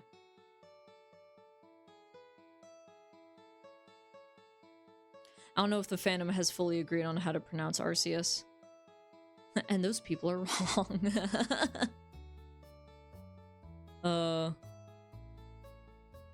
Well, some people say Arceus too. Those people are wrong. Gotcha. Well, oh well. Okay. All right. Yeah, so obviously trigger warnings for this topic. Talking about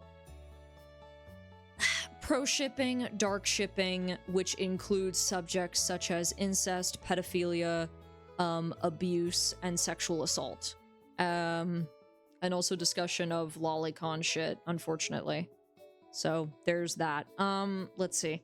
So I'm just gonna kind of go over my, like, outline for what I have and elaborate on any points that aren't elaborated in the outline. Does that make sense? Because okay. And yeah, that's something, the first topic here is that I'm big into fandom, including shipping, fan art, fan fiction, all both safe for work and not safe for work. But I swear to God, the normalization of creepy practices in these spaces have gotten way out of hand, right? So I love fandom. I have always loved fandom, and I view fandom kind of as this outlet to be, not only be creative, but just kind of be a freak about the things that I love. Does that make sense?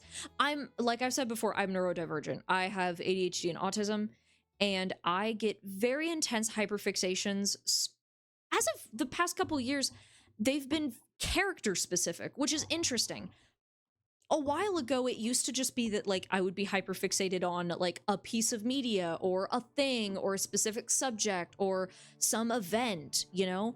But recently, it's like, I had a hyperfixation on Satoru Gojo, and then I had a hyperfixation on Rengoku from Demon Slayer, and then I had a hyperfixation on Kaito, specifically from Vocaloid, like, Vocaloid, Kaito specifically. And then I had a, oh god. Yeah, and then I had a hyperfixation on Sam from Stardew Valley. It's really interesting. But either way, I love fandom so much. But it's not perfect. And one of the big flaws of fandom, I think, is the defense of some really harmful practices such as proshipping. And I do stick by that, where it's if you're a pro shipper, I don't know if I'm automatically going to label you as like a pedophile or a danger to society, but I definitely don't want to interact with you because I believe that what you're doing is extremely harmful.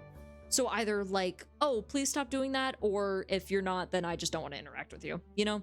And I have every right to have that opinion because it's the internet and we can choose who we interact with. So that. Summary of what these topics are.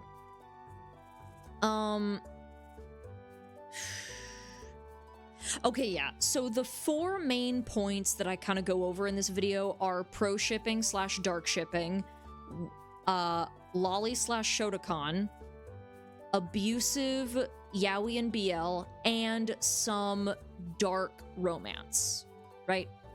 So everybody knows what loli and shotacon is. Dark romance and other abusive romance, basically pieces of literature that are like a romance or a smut or erotica that kind of romanticize abusive practices and dynamics, right? Some more harmful than others. Like I said before, it kind of depends on how these are handled because I don't know, sometimes the mistreatment can be so fucking cartoonish and unrealistic that it doesn't strike a nerve with people, but also that's very subjective. I think there's a lot of people that are, I'll get to that. Yeah. And then pro shipping / dark shipping. So pro shipping is the idea that anybody can ship whatever they want, which as a surface level concept, I agree with. The problem with that and the problem with people that call themselves pro shippers is that the idea of ship and let ship is often used to defend morally reprehensible ships, such as ships that contain pedophilia, incest, abuse, sexual or otherwise, and there's a third one. Necrophilia, zoophilia, fucking you name it, right? You know? Right. Yeah. It disgusts me that there are debates around these topics when they are so blatantly creepy in nature, pro ship and loli, and or glorifications of sexual assault, abusive MLM, and het romance. I'm lumping these topics into pairs since they share a lot of overlap, but I think all 4 of these also fall into the same category of unethical media, so I'll try not to repeat myself too much. Yeah, I feel like pro-ship content and lolicon content has a huge amount of overlap, as well as abusive queer romance and abusive heterosexual romance, right? They are kind of their own distinct categories, but I do feel like a lot of them are very similar in nature. Oh, yes, Shazame is a great YouTuber that kind of talked about these topics. She made 3 videos on these topics, and they are really fucking good. They're very good. They say pretty much everything that I would want to say about the topic. So, you know, go watch Shazame, dude. I love their videos. I love their stuff. They're amazing. Again, amazing shit. Okay. It's proven that fiction affects reality and not just on a surface level. Studied psychological aspects, especially comes about. Yeah, okay. So let's talk about the phrase fiction doesn't affect reality for a second. First of all, yes, it fucking does.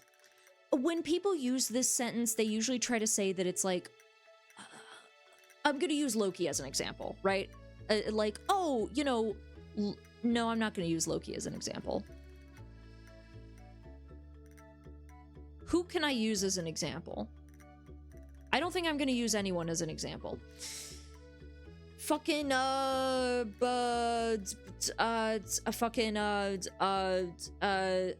who's a character that I sideways glance when people say that they love?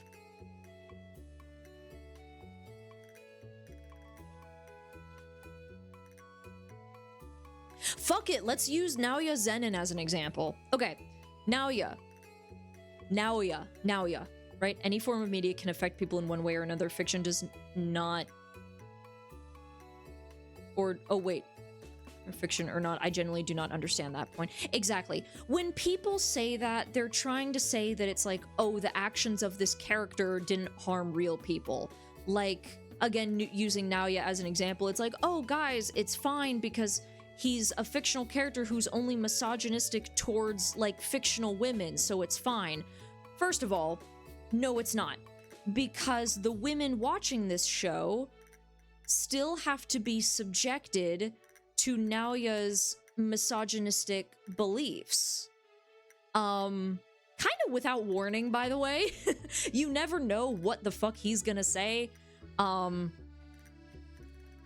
So, number one, yes, it does affect real people because real people are the ones watching this show. Not only that, but fiction can impact people in many, many different ways. Not only people, but impact, like, the world around us. Take Steven Spielberg's Jaws. I think Jaws is one of the most famous examples.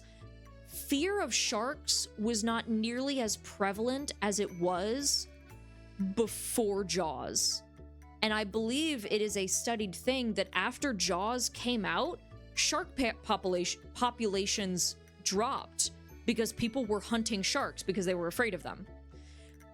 So there's that. Not to mention, media can personally affect you in various different ways, right? Like, I know we've all kind of heard the joke of, like, fiction doesn't affect reality. Okay, well, it seems to be affecting the reality of your cock and balls since you're jerking off to it, you know? No, but the actions taken by the character can inspire bad actors as well as a target group to see the bad shit in the media, which can have a negative mental impact. Yes, I do agree with that. There are some... I feel...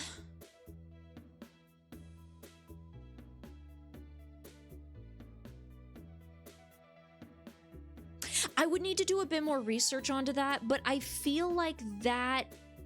Unless it's, like, children's media, I feel like that isn't as strong of an argument, as in that doesn't happen that much. Maybe it does, because I'm gonna be honest, I haven't really looked into that specifically, but yeah, there's absolutely cases of people... Oh my god, there's, like, this really infamous, like, anime one, right? Where it's like this... God... It's like this one anime came out and, like, it was this episode where these characters were at a grocery store and then, like, a domestic terrorist or something got inspired to, like, do... Boo! Boo the bot! Boo the bot! Boo the bot! Boo the bot! How do I block you? Warn, timeout, unban. Oh, you already banned them. Okay. You beat me to it. Thanks, scam. Fuck off! Well, okay, the Bobo doll experiment. The Bobo doll experiment. Are y'all familiar? Des, I know you know. Basically, a bunch of children were put in a room with a TV where they saw a bunch of either kids or adults, I don't remember, hitting this, like, little blow-up doll with a wooden mallet. And then afterwards, the kids were put into a playroom with the Bobo doll. Guess what the kids did? They started hitting the Bobo doll because they saw it on TV. So that's why I kind of say that children especially can absolutely be influenced by what they see in TV. I know I sure as shit was, which is why, number one, it's the parents' responsibility to monitor what kids watch. And also, if you're making children's media, don't put fuck shit in it. Like, it's one thing to have, like, one subtle, raunchy joke for the parents watching, but it's another to be, like, I don't know, clear fetish content? Diary of a Wimpy Kid movies. I'm sorry, but there are so many points in those movies that are such obvious fetish bait. There's one scene in there that is so... Like, you know what? I'm not gonna say it. I'm not gonna say it. I'm not gonna go off on that rant. I'm not gonna go off on that rant. Or like, Totally Spies. That show is kind of, like, regarded as, like, the fetish show. That it's like, that's where a lot of kids, like, discovered their fetishes from that fucking show. But anyway. Right, yeah. Children especially are easily influenced by media, right? Which is why it's important that kids really shouldn't be online. And fandoms that surround children's media have to be extra careful about NSFW that they post online. Like, post it on a private account or keep it within Discord servers and group chats. You know what I mean? And for the love of God, if you're over 18, don't fucking talk to minors. Just don't do it. Just sorry, if you're in high school and you turn 18 before the rest of your friend group, you gotta cut them off. You can't talk to them anymore. Obviously not to that extreme, but you get what I mean. If you're in your 20s, you have no excuse talking to anybody under the age of 18 about literally anything. I mean, unless they post a piece of fan art and you're like, wow, cool fan art, but then that's it. You know what I mean? Anyway, regardless, that's a tangent. Yeah, the Bobo doll experiment. Yeah, children are especially easily influenced by shit that they see online. But also, when it comes to adults, I feel like even a lot of adults pull from pieces of media. How many of y'all, right? How many of y'all had a misconception about sex because you saw it in porn, or you read it in fan fiction or smut, or you heard or you saw it on TV? Right? Raise your hand. I'm raising my hand. I'm raising my hand. Right? That's another very famous example of fiction affecting reality.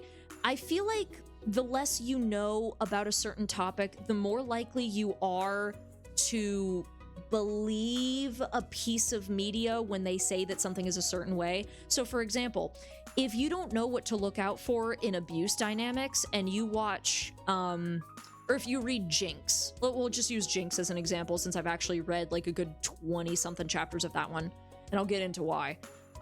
It was morbid curiosity. I'll just answer it right away. I read the first chapter and I was like, ooh, I love this concept. This is cool. This is an interesting dynamic.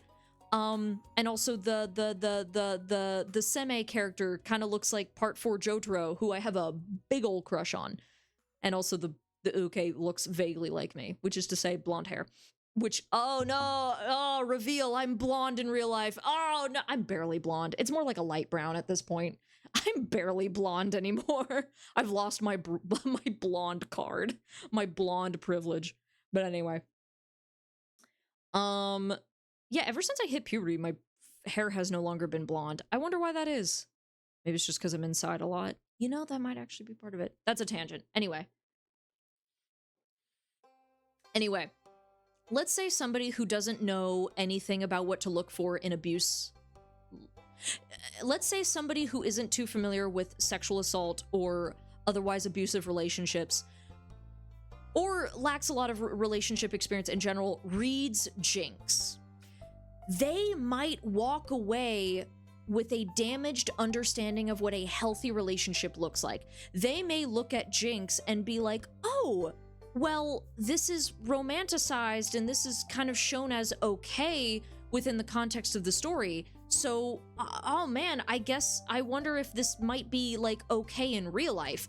And because the American sex education system is so god-awful, nobody is going to stop that child and say, hey, no, that's not okay.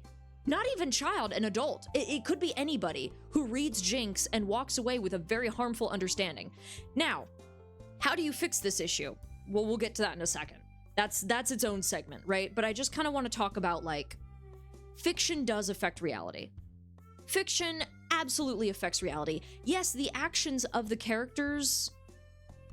A fictional murderer isn't murdering real people, but their actions can still impact real-life people in many different ways. And that's just a fictional murderer. Again, going back to Noya Zenin, I am really sad because I worry that there might be a lot of Jujutsu Kaisen fans that might be, I don't know, turned off by JJK because they see Naoya and they're like, oh, god damn it, misogyny.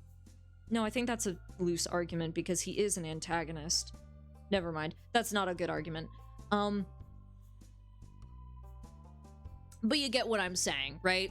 Is that, like, you know, even though he's being misogynistic towards fictional women, real life women and AFAB people and just about anybody still have to put up with his bullshit while watching the show, you know? So there's that. Let's see here. Let's see here. Oh yeah, and then I talked about this earlier, but it's like in American culture specifically, like, okay, let's talk about, yeah, the argument of like, oh, well, you have a problem with pro-shipping, why don't you have a problem with like fictional violence? Well, I'm gonna be honest, it's because I'm approaching it from an American standpoint, because in American culture, violence is so normalized, not only in real life, but on TV, that it just does not affect us, like nearly as much as seeing like sex or sexual violence on TV, right? Well, I can't say everybody, but it's, I don't know. So maybe that's just a purely American issue. I don't know. Maybe that's a whole different issue to unpack, is how we as an American culture treat violence in media. But that's not the subject of this video specifically. So I wouldn't call that a straw man argument, but that's just not what we're talking about here. So if somebody is like, oh, but you don't even care about violence in media, I do, but that's just not the subject of this video. I hope that made sense. I feel like I kind of went all over the place trying to explain that. American culture thinks that violence is okay, but sex isn't. So a lot of Americans tend to view sex and sexual violence as way more scandalous and downright disturbing, as opposed to violence and violent crime. And that's a whole different subject to unpack. That's a whole different thing to unpack. This is a wild soundtrack to be listening to while talking about this subject. Is this like an impromptu video essay on stream? Fucking, it might be. It fucking might be. Let's go. I mean, that would kind of be cool, because it has been a topic that I've wanted to talk about for a while. Shit, I might cut down this VOD and upload it to YouTube. That would be cool. Anyway, moving on. Right, but yeah, American culture with violence versus sexual violence is it's different, whatever. Anyway, the point is, I believe that pro-shipping and glorification of abuse in media is wrong, and that's what I want to talk about.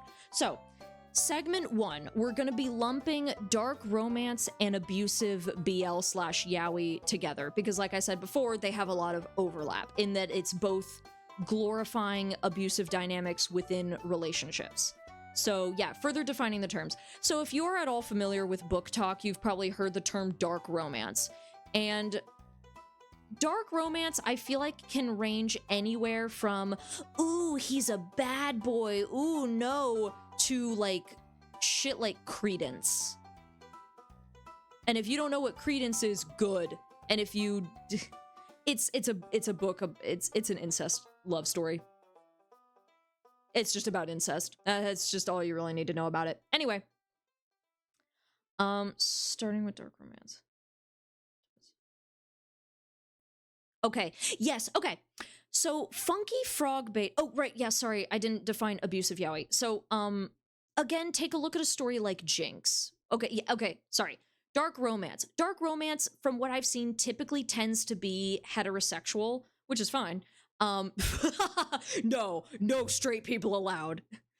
But I kind of want to talk about the difference between het dark romance versus like queer dark romance, if that makes sense. And by dark romance, I mean a toxic yaoi. Not toxic yaoi, abusive yaoi. I'm just gonna call it abusive yaoi, because a lot of people use the term toxic yaoi as something more playful. I'm gonna say abusive yaoi. And when I say abusive yaoi, I mean stories like Jinx. Stories where the character repeatedly gets assaulted and it's passed off as, ooh, sexy and erotic and even romantic at points.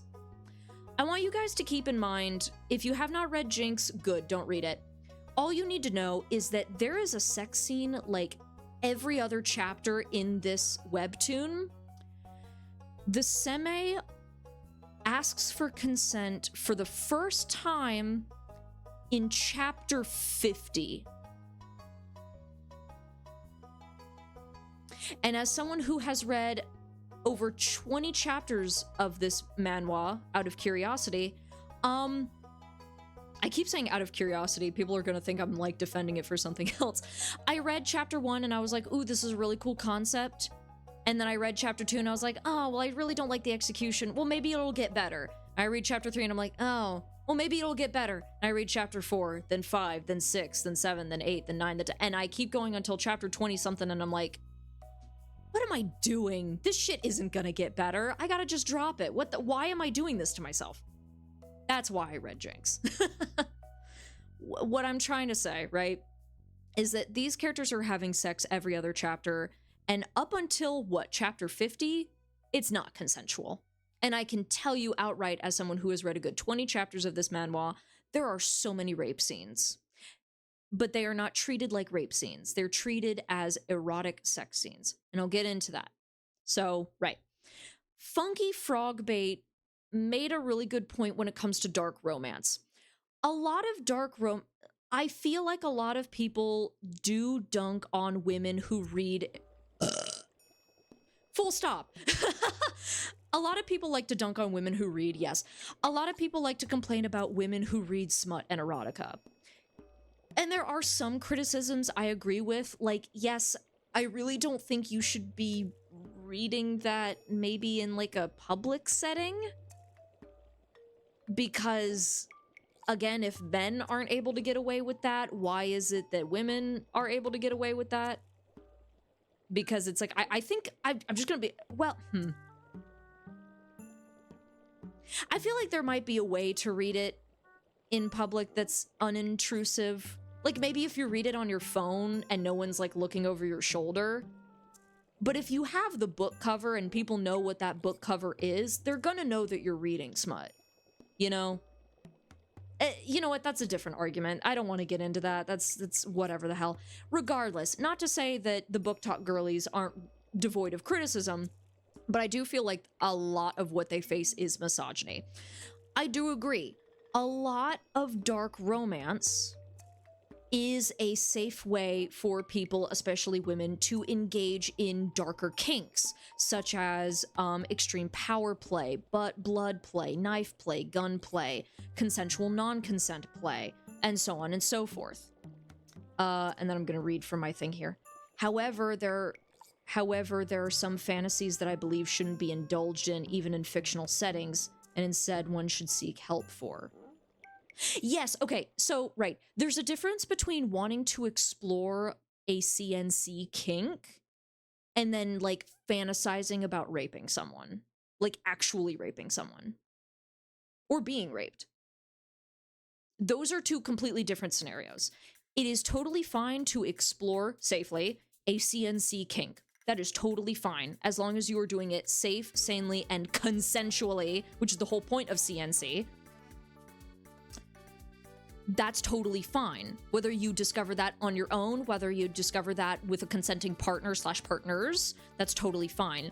But when it gets into actual rape fantasies, that I feel like is something that you should seek professional help for. Same thing with fantasies regarding pedophilia, incest, and other forms of abuse, right?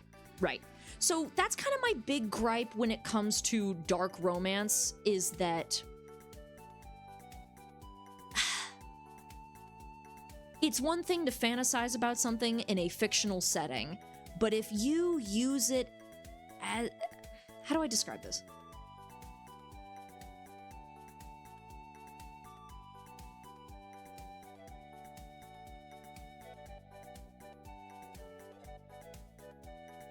I don't believe anybody should be getting their rocks off to something like Credence.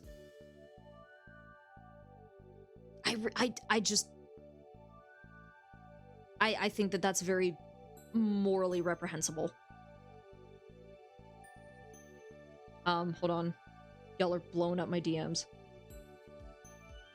Oh, okay.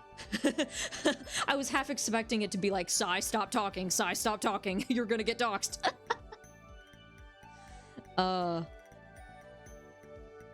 Right, yeah, there's a difference between exploring a dark kink versus exploring a harmful philia, right? That's what I'm trying to get at, right? Exploring darker kinks, great, love it. I love kink exploration and I love kink education. Absolutely, explore those kinks. But if you're using it to, like, explore incest or pedophilia or actual rape fantasies, I genuinely believe that that is something that you should talk to a mental health specialist about. And I don't believe that that's something that should be fed into, because that's not something that should be fed into. It's not healthy, and it's not safe. Not for you and not for people around you, right? No, this is a topic that needs discussion. Like, this should be talked about. I agree. I absolutely agree. Let's see here.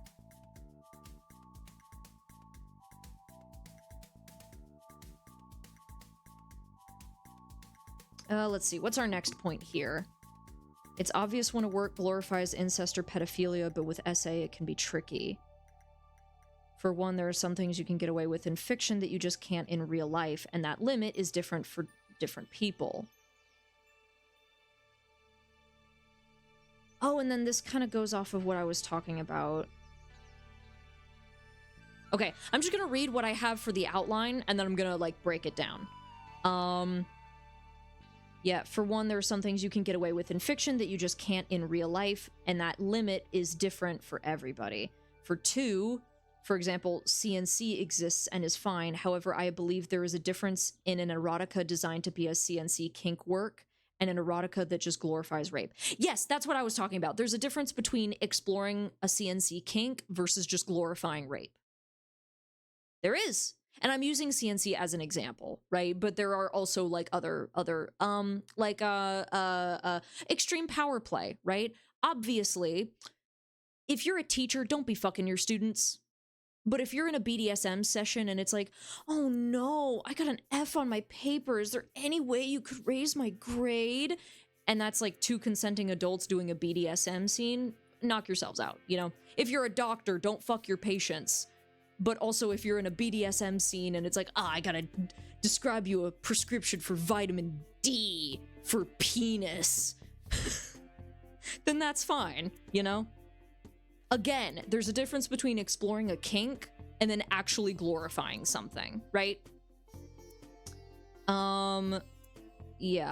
Yeah, we all know the, oh no, I'm stuck script, but that differs wildly from content where a person doesn't want it before, during, and after the act. And that's where I get into abusive yaoi, using Jinx as an example. Shit eroticizes abuse and you can fucking tell. Okay, all right, so let's break this down. So, yes, D for penis, yeah. So when it comes to the term, there are some things in fiction that you can get away with that you can't in reality. The romance genre is such a huge example of this, because, for example, let's take the surprise kiss trope. There are a lot of people that really hate this trope, and for understandable reasons, because in a lot of real-life scenarios, being surprised with a kiss is not always a pleasant surprise and can be sexual harassment, right? So a lot of people see that trope as really icky in media, but I would argue that there are also some way less controversial tropes that a lot of people feel really icky about anyway. I'm gonna share a personal anecdote with you guys. My ex. What should we call him? What should we call our ex? Let's call him Steve. No. Yes.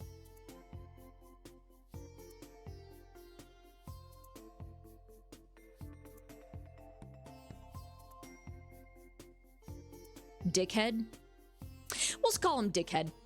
So, my ex, Dickhead. I'm not gonna get too into who this guy was. All you need to know, there was one time me and him were watching a movie. We were on a movie date, except it wasn't even a movie date because this was before we even dated. And his other friend was there. Shout out other friend. He was really cool. Shout out other friend. You were super cool. I hope that you are very successful in life because you were fucking awesome. And I'm not gonna name drop you. I feel so bad for him. He was a third wheel during that. Okay, anyway. So me, Dickhead, and another mutual friend were watching Guardians of the Galaxy 3, right? We were in the back of the theater. There was nobody else in the theater, which, by the way, only losers watch movies in the back of the theater. Sorry. I'm a middle of the theater defender.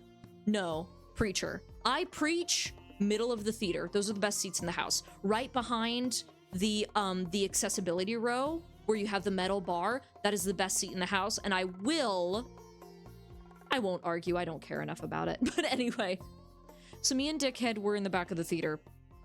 We were watching Guardians of the Galaxy 3. And I was eating Pocky because I'm a weeb. And I kind of held a stick up to him being like, oh, do you want one? And I was expecting him to be like, oh, thank you, and take the stick. What he started doing, hey, fuck you, I like the high ground not being in front of someone. Oh, that's right, because you have to suffer with being tall. That's right. Okay, for short people, middle row is best, because you don't have anybody in front of you, but also you're not going to be in the way of anybody behind you. There we go. If you're short, middle of the row. If you're tall, go to the back, tall ass.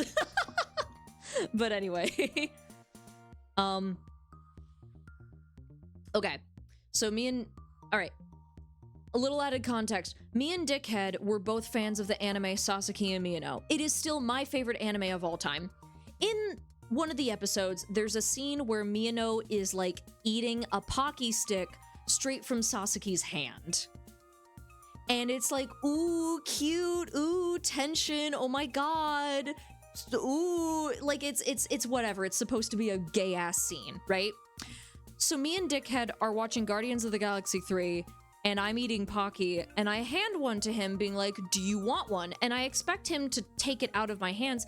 Instead, he starts pulling the Sasaki Amino, where he starts like eating it out of my hand. Except in the anime, Miyano takes very small bites and pauses in between bites. My guy Dickhead was just like chomp, chomp, chomp, chomp, chomp, chomp, chomp, chomp, to the point where he almost got to my fingers, and I like flinched. I like pulled my hand away, and he was like, sorry, which he did that all the fucking time, and it was so annoying. So yeah, there are some things in fiction that are totally harmless in fiction, but if you try to do that in reality, it's gonna be a little awkward, maybe even a little problematic, right? So yes, so when it comes to anime, again, let's talk about the surprise kiss scene. There are a lot of people that would argue that the surprise kiss, sorry, not scene, trope. A lot of people would argue that the surprise kiss trope is sexual assault, and then there are a lot of others that would be like, oh, not, you know, it's not. Personally, I would say it really depends on the context, but also I'm not super well educated on that trope in and of itself to be able to make a convincing argument one way or another, so I'm just gonna say that. That being said, right? Where was I going with this? Right, it's obvious when a work glorifies incest or pedophilia, but with essay it can be tricky. Right, of course. Yeah, you have to kind of ask yourself the question, like, okay, does this work glorify sexual assault, or is this just something that works in fiction but just doesn't happen to work in reality, but it's not automatically problematic? Again, the Pocky scene. The Pocky scene in Sasaki and Miyano is not inherently problematic. You just can't really do it in real life. At least not the way that Dickhead did it. So there's that, I guess. Where was I going with that point? Hold on, I feel like I was going somewhere with that point. Okay, whatever. And then for the second point, I don't know where I was going with that. I guess that's just the point that I was trying to make, is that it's like, yeah, there's some pieces of media where you can get away with something in fiction, but you can't get away with in reality, but that doesn't apply for every scene, right? Like, okay, oh, you can get away with it in fiction, but you can't get away with it in reality. That argument applies to the Sasaki and Miyano Pocky scene, but it does not apply to rape scenes. I think that's what I was trying to say. A lot of people have their lines drawn differently at different places, right? Some people may be okay with the surprise kiss trope. They may not view it as sexual assault, even within a fictional setting. Other people are going to look at that trope and be like, nope, that's uncomfortable, right? Everybody has a different line. And I'm not trying to say where everybody's line should be. All I'm saying is that I really don't think rape scenes are up for debate. I really don't think there's much room for debate when it comes to sex scenes that are very clearly not consensual, right? Does that make sense? So, moving on to the other point that I was making in this paragraph. CNC exists and is fine. However, I believe there is a difference between an erotica designed to be a CNC kink work and an erotica that glorifies rape. Exactly. Okay, yes, this is what I was talking about. You can have a piece of media that discusses CNC. But again, there's a difference between a piece of work that is a kink, a CNC kink work, and a piece of media that just outright glorifies rape. Right, yeah. And then, yeah, we all know the, oh no, I'm stuck script, but that differs wildly from content where a person doesn't want... Right, yeah. I guess there's a difference between it being playful and it being genuine. Again, take a look at Jinx, for example. In a lot of, like, work where somebody is being very playful, like, oh no... Okay, hold on. There's a difference between a sex scene where somebody is like, oh no, I sure hope nobody, oh no, I'm stuck. I sure hope nobody takes advantage of this situation. Oh, that would be so horrible. Like, obviously very playful, right? There's a difference between that and then scenario number 2, where in scenario number 2 is somebody being like, stop, I don't want this, I don't like this, I want this to stop. Those are two completely different scenarios. One is very playful and consensual, the other is very clearly not consensual, right? So there's that. And that is where I'm getting into abusive yaoi. So we kind of talked a bit about like the dark romance, but now I want to get into like abusive yaoi, you know? Again, I'm going to use Jinx as an example. Excuse me, I threw up in my mouth a little bit at the mere mention of Jinx. I'm going to use Jinx as an example because it's, again, like I explained, I've read some of it. This shit is not playful. The uke, and God forgive me, I cannot remember his name. I want to say it's Kimdan. The uke very clearly does not want sex. He is being coerced into it and pressured into it. It is very clear that that is what's happening during these sex scenes. And even during, it's very clear that he's uncomfortable and he doesn't enjoy what's going on.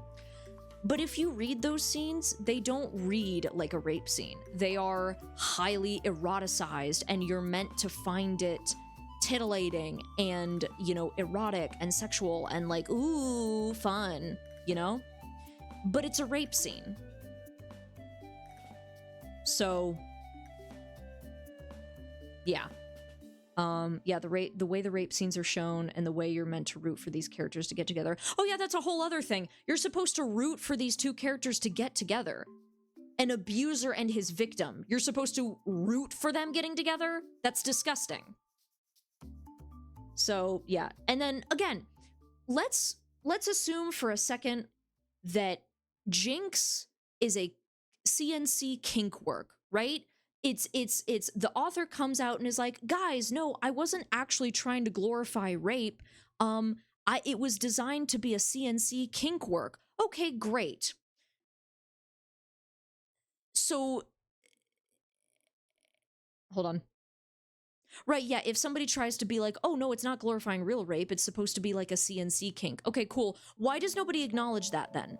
Why does nobody talk about like, oh, it's a CNC work, right? Why is it not acknowledged? Why is nobody talking about that? Why is nobody giving trigger warnings for like, oh, trigger warning CNC or trigger warning sexual assault, and then talking about the scene? Whenever people talk about the rape scenes in Jinx, they talk about it like it's any other normal scene, being like, oh my god, so cute, haha, ooh, so hot. That's a rape scene. Why are you talking about a rape scene as if it's erotic, as if it's fun, as if it's sexy? That character is getting raped on screen. How many times can I say rape before I get demonetized? Drinking game, Jesus. That's the world's worst drinking game. The world's most unfun drinking game. Right, no trigger warnings. Having dark kinks is perfectly fine, and engaging in media that's meant for those kinks is fine, but there are precautions to take and lines that just shouldn't be crossed. Yeah, and that's, yeah, what I talked about earlier.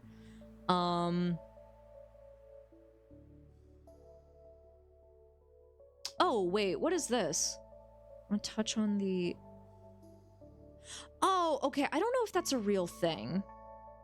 Is that a real thing? I should do some more research before I talk about that. Oops. No, that's the wrong button. There we go. I will also say this, because I had a note about, like, the fetishization of queer men argument, and I will touch on that. If you are a straight woman who reads BL and yaoi, you're not fetishizing queer men. Just like how if you read a heterosexual romance, you're not fetishizing straight people, right? That being said, if you get off on the assault of queer men, even in a fictional setting, that is fetishization, I would argue, because you're getting off on the assault of queer men. And maybe there's a much more graceful way to phrase that. I'm sure there is. Let me pause. Let me see if there's a better way to phrase this.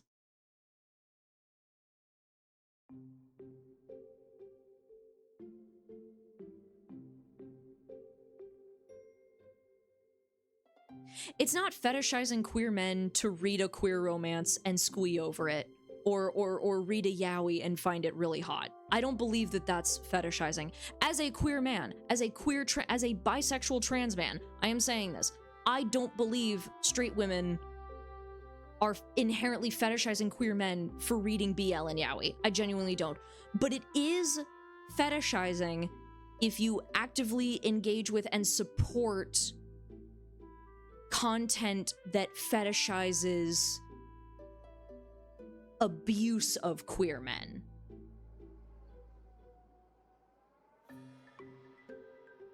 That's fetishizing. I would say if you are a Fujoshi and you're a big fan of Jinx, I would say that's fetishizing. Just because Jinx is a work that is blatantly glorifying sexual assault.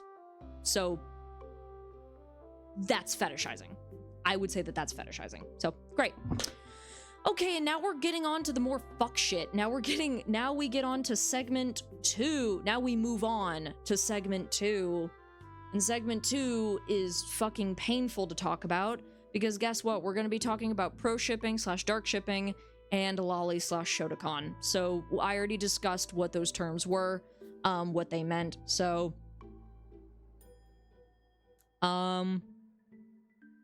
okay. Instead of talking in detail about why it's wrong, I'm just going to say it's wrong and gross, and I'm going to debunk common arguments that people use in order to defend it, right? So yeah, here's what I have written. Here's my stance. It's fucking weird. Sure, maybe it doesn't automatically make you a pedo, but it is still so fucking creepy. And now I'm going to go over common defenses people use as to why it's not creepy and debunk each of them. So we've already covered the fiction doesn't affect reality argument, but I also want to mention, quote unquote, it's just a drawing. First off, that's not how characters work and you know it. Secondly, that's a reductionist statement. It's not how characters work. What does that mean? That's not how characters work and you know it. Well, that's a vague point. Okay. I don't remember what I was going to say for that. I guess just in the sense that, like, it's reductionist language because, yeah, it's just a drawing, but also... Or it's like, oh, it's just a character, but also if you look at the way that we as people engage with fictional characters, it's a bit more complicated than just, oh, it's just a drawing, because, well, not exactly.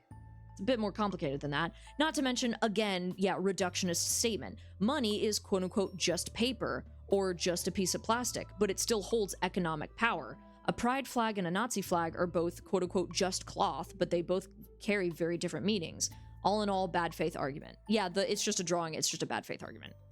Therapy excuse. Yeah, I talked about this before.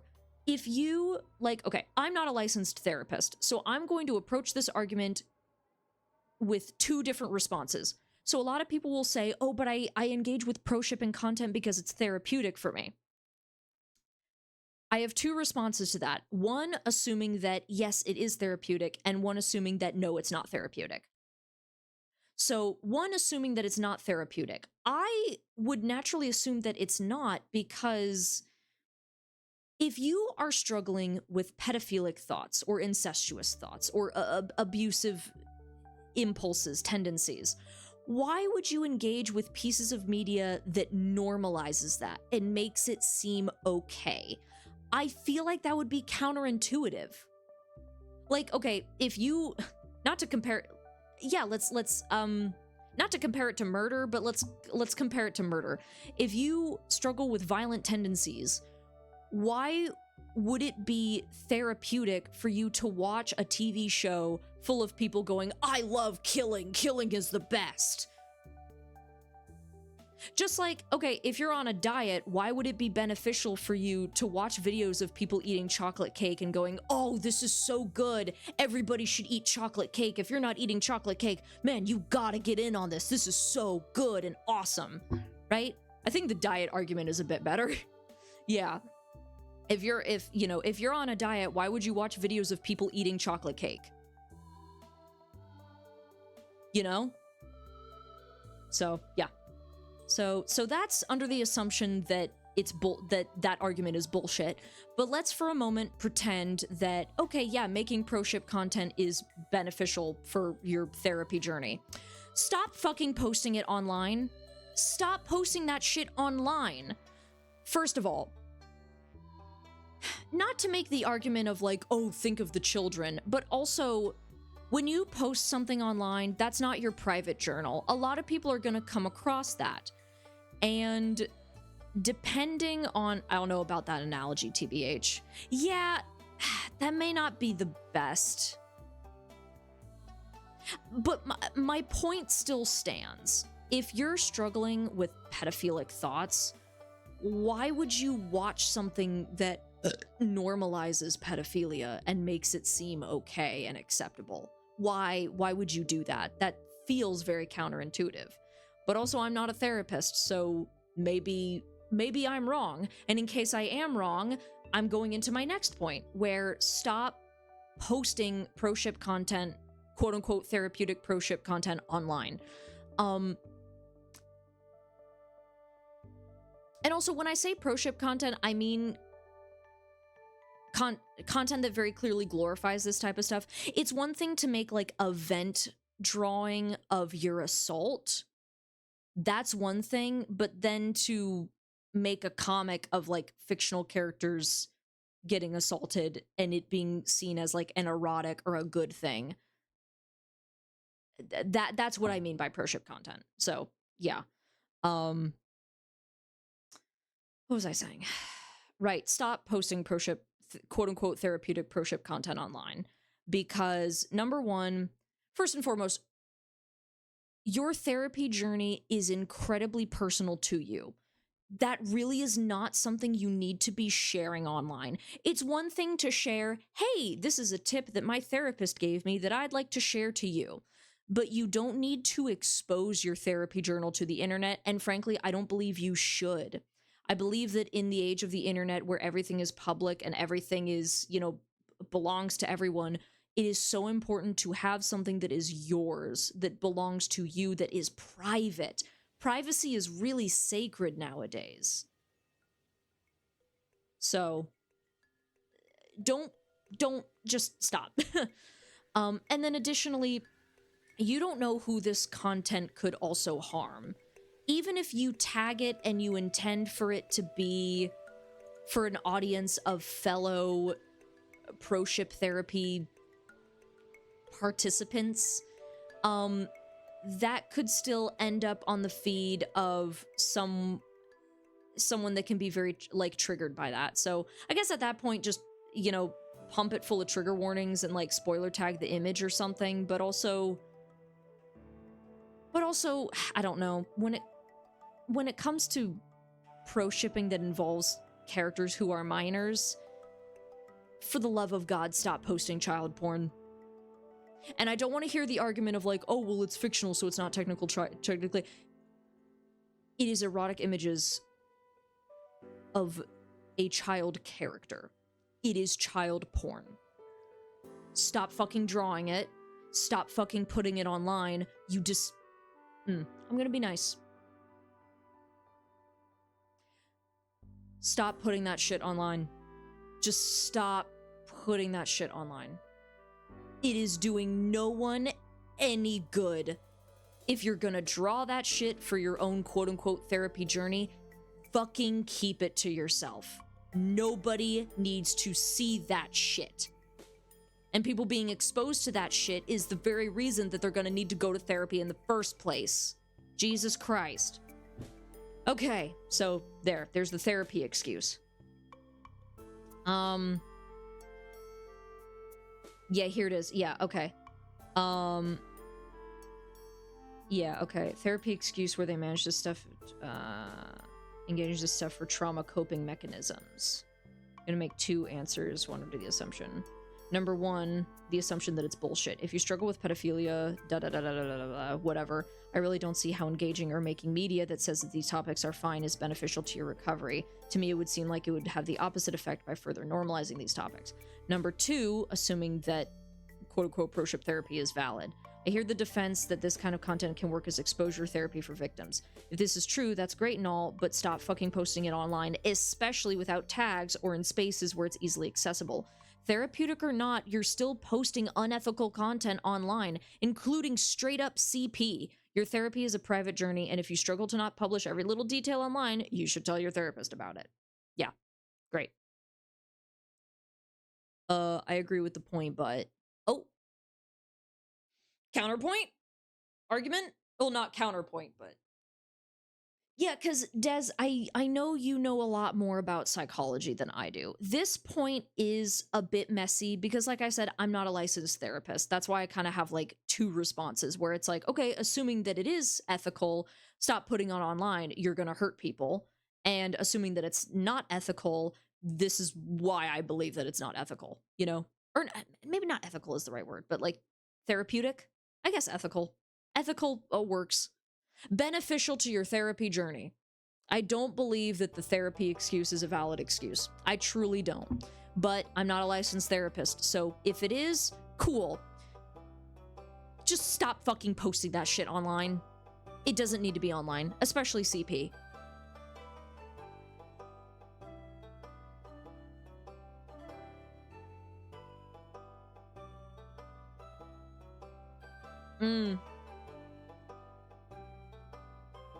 No, I mean related to the analogy I referred to earlier.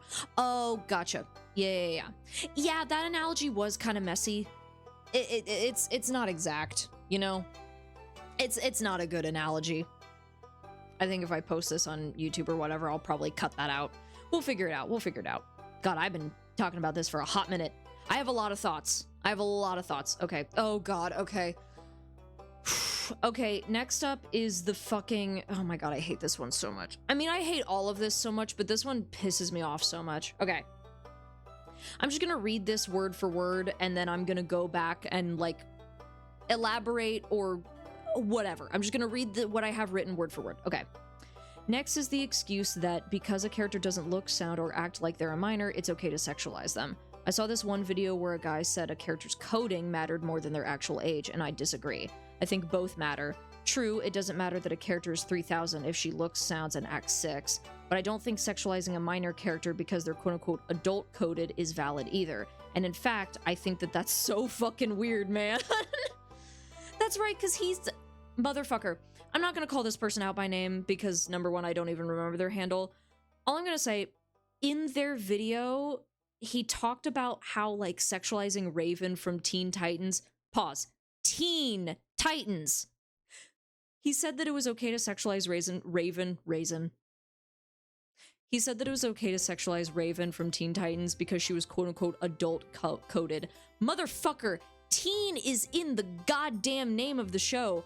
Also, by the way, teenagers can act quote-unquote mature for their age. That doesn't automatically, like, make it okay to sexualize them. When I was 16, when I was a teenager, I was told that all the fucking time. That I was quote-unquote mature for my age. Cool, maybe I had more emotional intelligence than an average 16-year-old. Maybe if you measured my brain, I had more... Oh, what the fuck is it? I had more, like, quote-unquote maturity like, whatever. Like, okay, what was I trying to say? Even if you take, like, a quote-unquote mature 16-year-old, what am I trying to say? Don't sexualize minors. Just end of the fucking discussion. Why is this a discussion? Why is this a sorry, I'm angry. Why is this a discussion? Why is this something that's up for debate? This is fucking disgusting. And I'm sorry, I want to be respectful to people that get wrapped up in this and people that are like, oh, well, actually, this defense and that. It's fucking gross. And I don't want to be fucking told that I'm a Puritan because I'm uncomfortable with CP.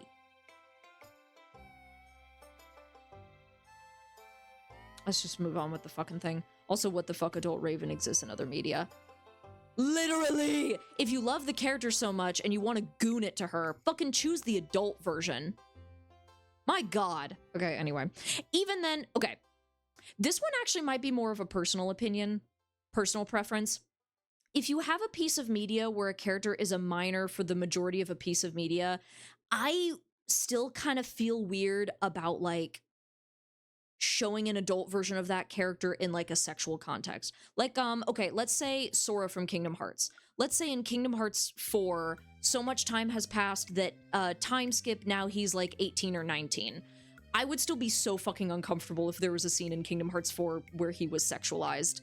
Because for the past 20 years, Sora has been a minor, and everybody has acknowledged his character as a minor, you know? To where it's like, even if it's like, oh, time skip Sora where he's an adult, here's him, making out with Riku very aggressively. It's like, well, good for him, I guess, but I really don't want to see that. I don't want to see that, because for the majority of the time I've perceived this character, he's a minor, and it's kind of, I don't know, that's more of a personal thing. I don't know if I want to pass a moral judgment on people. Like, okay, I know the Avatar: The Last Airbender movie came out recently, and a lot of people are, like, thirsting over Zuko. I'm not gonna make moral judgments on people that find adult Zuko hot, because I don't really care that much. And also, I kind of acknowledge that that's much more of a personal thing, you know? A personal preference, it's a personal ick, I guess, maybe, I don't know. Anyway. I'm fading fast, bro. Might be time for bed. Oh, yeah, it is almost 11. Yeah, I'm almost done with the... Oh, God, no, I'm not. I'm getting there. Well, we're a little over halfway, but we still have a bit of the script to go. So, yeah. But yeah, have a good night, bro. Sleep well. Stay hydrated. Oh, God. Sleep well. Stay hydrated. Good night. Oh my god, I have the hiccups. Okay, alright, anyway. Okay, yeah, I saw this one video where a guy said that a character's coding mattered more than their actual age, and I disagree. I think both matter. True, it doesn't matter that a character is 3000 if she looks, sounds, and acts 6. But also, I don't think sexualizing a minor character because they're quote-unquote adult-coded is valid either. And in fact, I think that's so fucking weird, man. Also, by his quote-unquote coding logic, Meryl Streep from Tri-Stamp is child-coded because she's short, naive, and inexperienced, even though she's in her 20s. Same with Gojo, who has a childish personality. You may think that's an over-exaggeration, but every time I hear someone criticize a character for being quote-unquote child-coded, this is the logic they use. Yeah,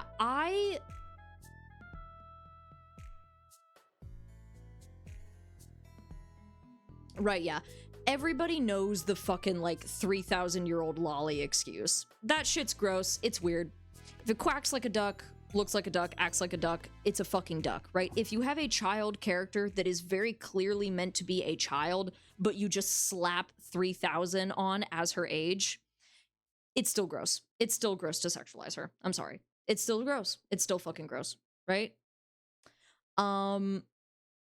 Same thing with, like, teenager characters where it's like, oh, but she's adult coded because she's so mature. Shut the fuck up, bro. That's gross. You're gross. That's gross. That's just fucking gross. And it's creepy as hell. All right? Okay. And also, again, a kind of a complaint about the concept of like something being quote unquote child coded. I feel like that is often weaponized against a lot of like, I don't know. Like whenever somebody is like, oh, this character is child coded, it's like, what the fuck do you mean by that?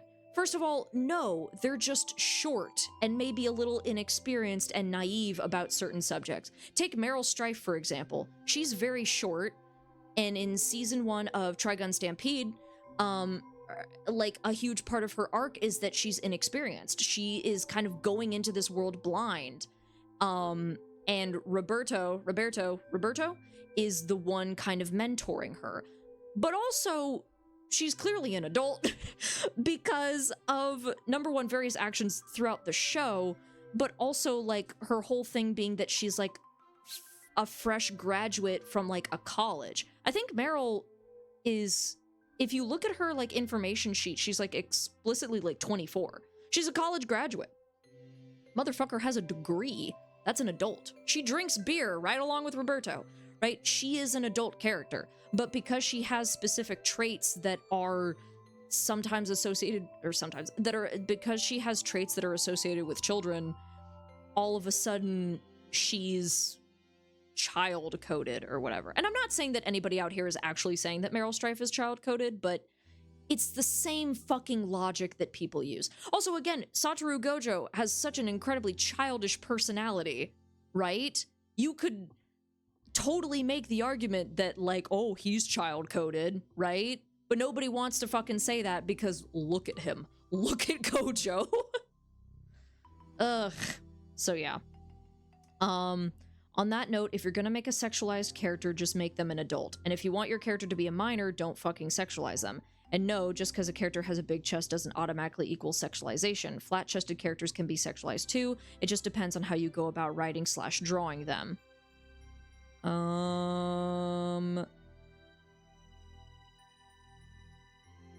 Okay, yeah, I don't really need to elaborate on that point. It's just true.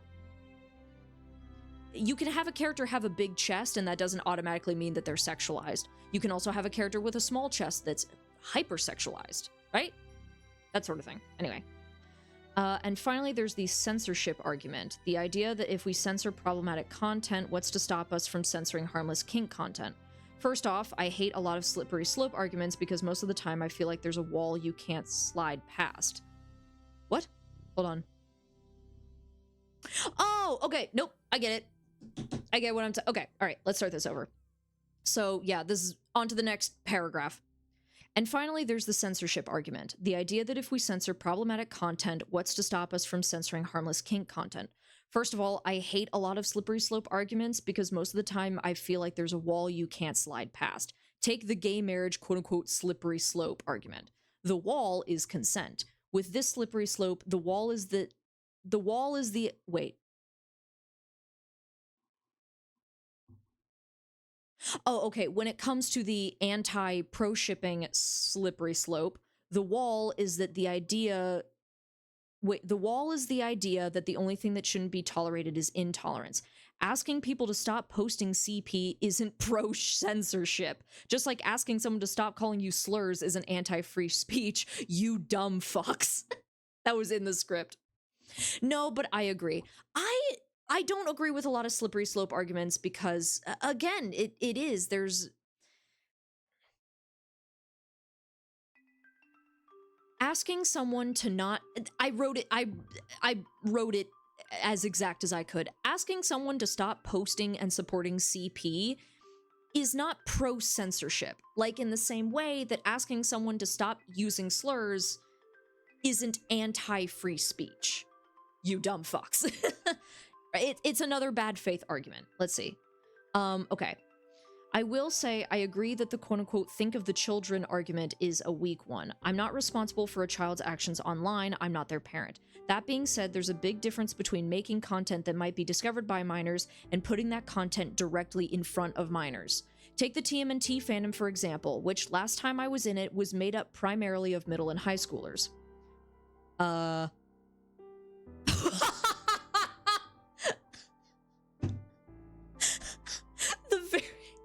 Sorry, the next line really took me out of...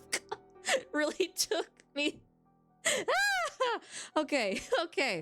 Take the TMNT fandom, for example, which last time I checked was made primarily of minors. I would suck the soul out of Baron Draxum, but the kids in the fandom don't need to hear that shit. Instead of posting stuff like that in fandoms you know are full of kids, maybe keep it in private/restricted accounts, 18+ Discord servers, group chats with your adult friends, or just keep it to yourself. At the very least, tag the hell out of it and use image censoring features. Right, exactly. Using the TMNT fandom, for example. I love Baron Draxum, and I love Baron Draxum NSFW. He is a hot motherfucker. I would not post art of Baron Draxum in the TMNT fandom, right? Like, I don't know if I would use the tags that a lot of... I don't know if I would use, like, the safe for work tags. I would probably use, like, a very specific tag, like Baron Draxum NSFW or something. And even then, I would spoiler tag it, and even then, I would post it on my NSFW alt account. Or even then, I may not even post it on Twitter anyway, probably because I don't use Twitter that much anymore. But I would probably just keep it, like, among my friends who I knew were adults. Right? That's kind of what I'm trying to say, is that it's like, yes, you're not responsible for what children find online. You're not their parent. That being said, it is your responsibility as a internet user to tag your fucking shit. Oh my god, if you are making something that is triggering or potentially inappropriate for groups of people, you need to tag that shit and be wary of where you're posting it. My god. Anyway, that's just like an internet etiquette thing. Okay, yeah. And then finally, just kind of, yeah, this last little paragraph for this segment. I don't understand some people's immediate reaction is to defend rather than recoil. How are you not bothered by this? What kind of mental gymnastics are you jumping through to justify gooning to this shit? Why do you even find it attractive in the first place? That exactly. Where it's like, again, I'm not automatically gonna call a pro shipper a pedophile or an incest supporter or whatever the fuck, but then my question becomes, why? What is appealing about this to you? What could possibly be appealing to this? What about this could possibly be appealing to you that isn't for, like, fuck shit reasons? And don't say the fucking trauma excuse, because we've already fucking talked about that. It's gross. It's just fucking gross. I don't know. It's fucking weird. Anyway, okay. Everyone likes to complain that antis... Alright, anyway, that's the segment. Now on to the outro, okay? Okay.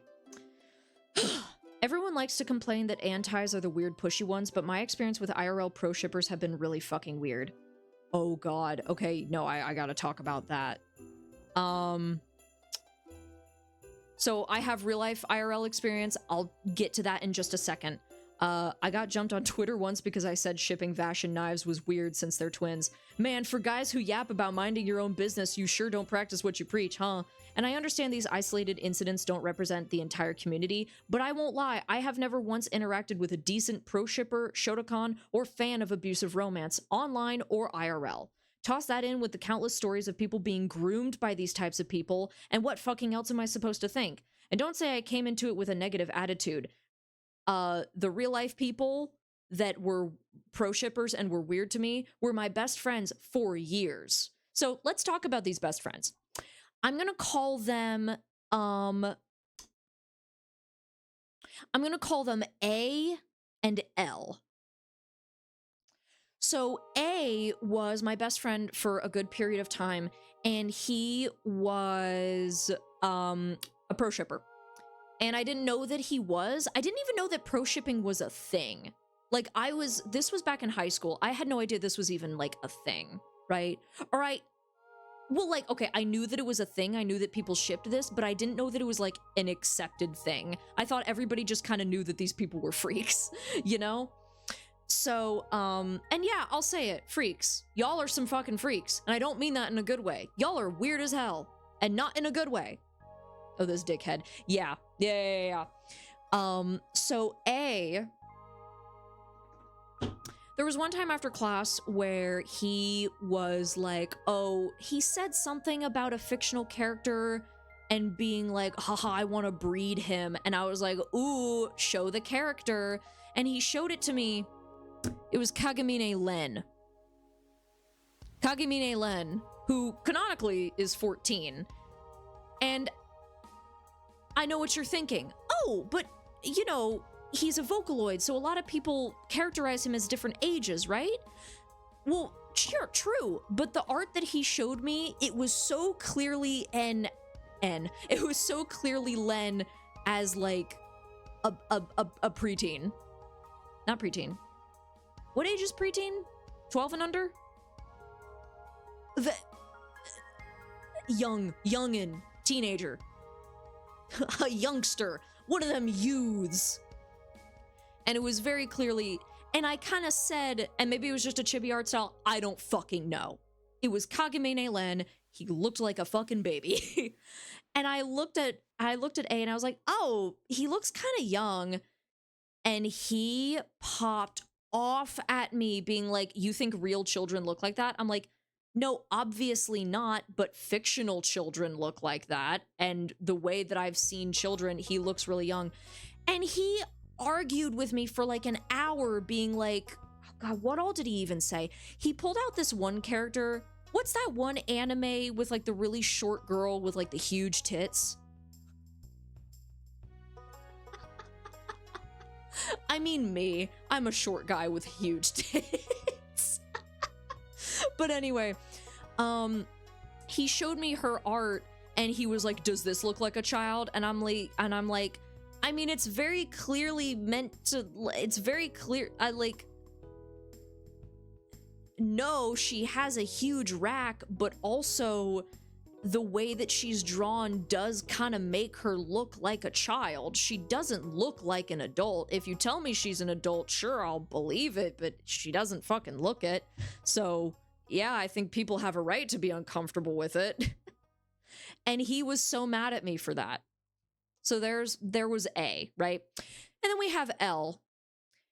L, listen, I am a defender of Fujoshis. I love my Fujoshi sisters. I love my Fujoshi brothers, sisters, and siblings. I love Fujoshis, and I will defend them from a lot of misogynistic criticism. That being said, this was the worst Fujoshi that I have ever had the displeasure of actually knowing in real life. First and foremost, she was very fetishistic. She fetishized queer men very obviously.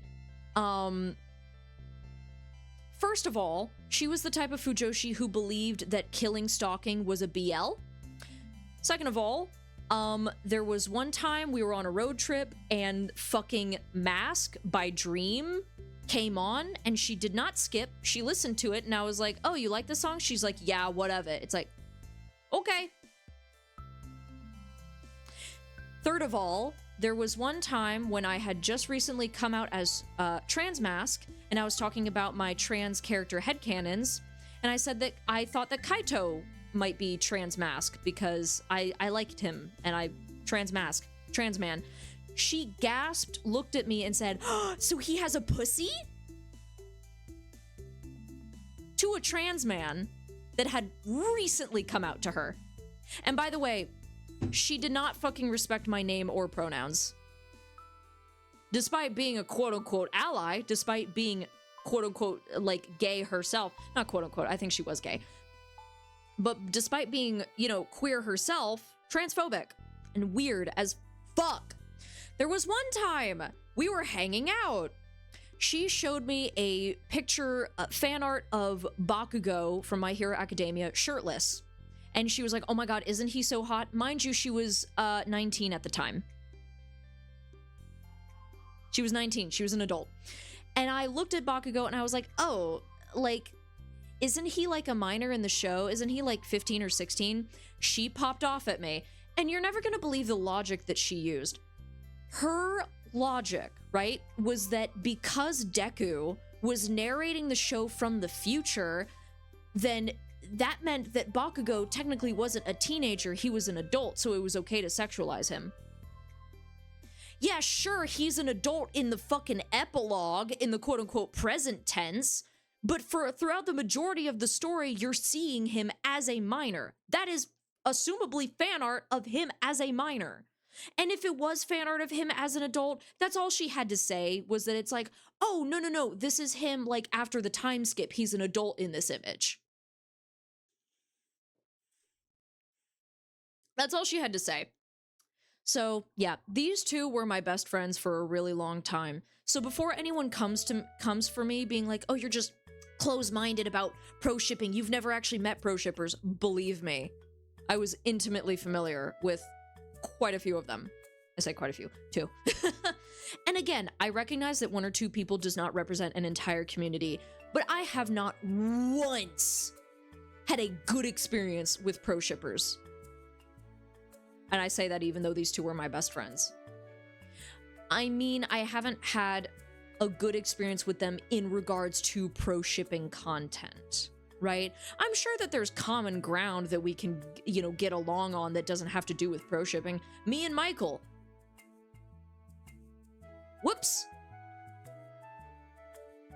Well, Michael's a really common name, so I guess it's fine. I'll bleep that out, I guess. Me and A, were, both really big, Five Nights at Freddy's fans. So we got along, you know, with that. I don't know. Me and A were both Five Nights at Freddy's. Yeah, oops, who cares? Yeah, exactly. Whatever, yeah. Also, just, I'm gonna be blunt about it. Another point that's here on the, sorry, let me finish my thought, right?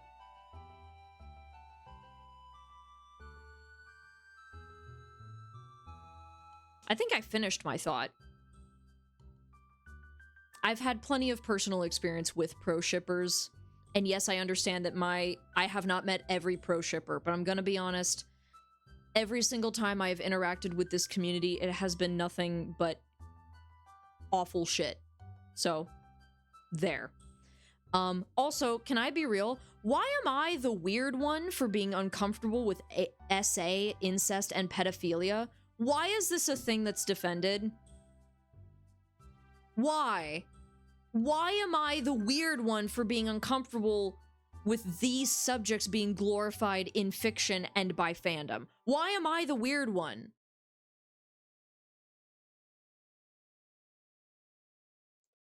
And finally, I want to talk about the misuse of the term purity culture.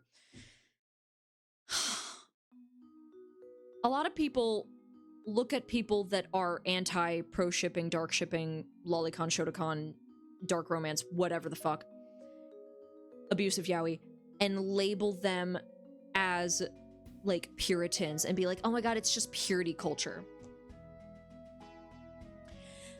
I grew up in a strict evangelical household. I was taught a lot of very harmful ideas about sex and sexuality. Some that I am still unlearning to this day.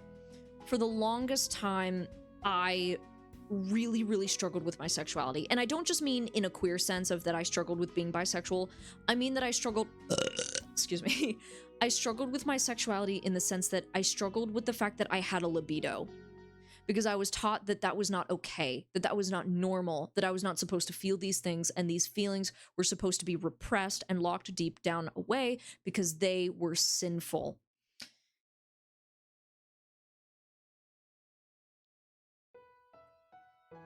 I was told that, you know, growing up as a girl, I was told that I had to, you know, cover up so that men wouldn't stare at me weird. I was told that I had to hug people even though I didn't want to because I just had to be polite. I was taught that, oh, boys will be boys and it's the women's responsibilities to just kind of deal with it. I was taught that women weren't supposed to want sex. I was taught that sex was just something that women put up with.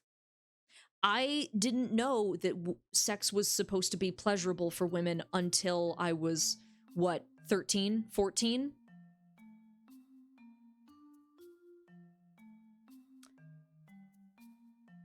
That's purity culture.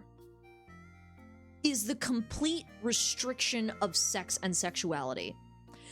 My uncomfortability with sexual violence is not puritanical.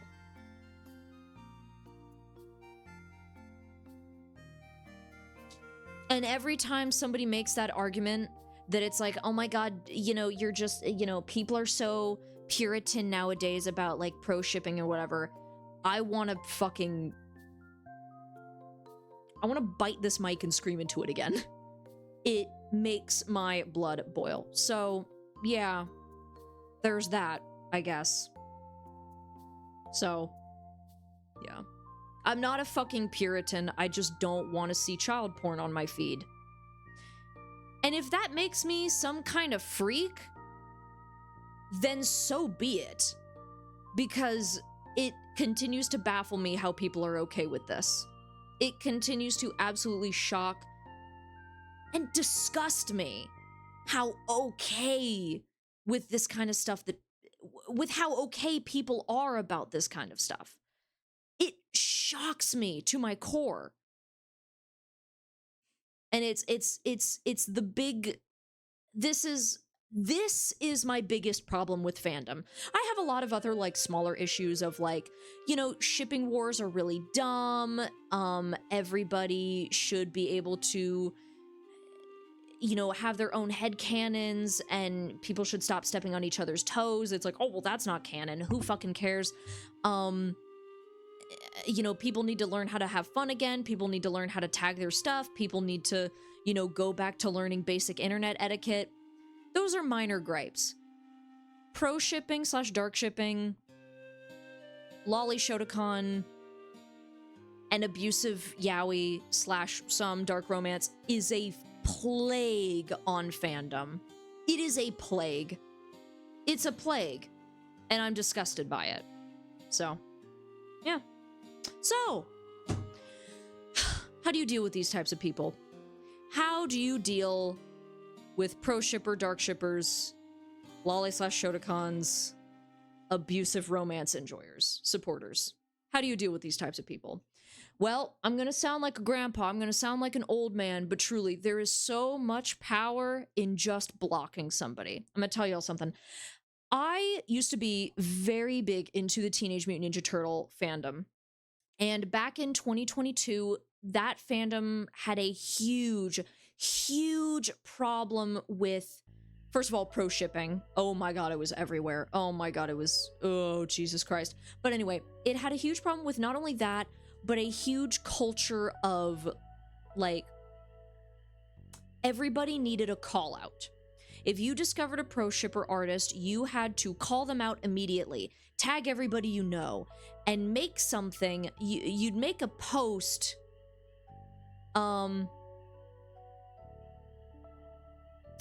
Sorry, hold on. Block them. Interacting with them only makes you feel bad. You can't change people like that. They need professional help you can't provide. Exactly. You are not the person to help them. And chances are interacting with them is only going to get you hate comments. And in today's age of the internet, it could potentially get you doxxed. And stuff could be sent to your place. It's not worth it. Believe me. And this is what I was trying to say with the TMNT thing. It's not worth it to make a call-out post. It's not worth it to alert everybody in your Discord server. It's not worth it. If you personally know somebody who's following a pro shipper, dark shipper, whatever, DM them and be like, hey, by the way, I don't know if you know, you're following someone who supports this content. DM them privately, okay? I know that a lot of younger fandom dwellers have a very, very strong sense of justice. And I think that's a good thing. I think that a lot of people look at this type of shit and they want to immediately jump into action and be like, I'm gonna fight against these people and I'm gonna make call-out posts. I need you to look at me. I need you to take a deep breath.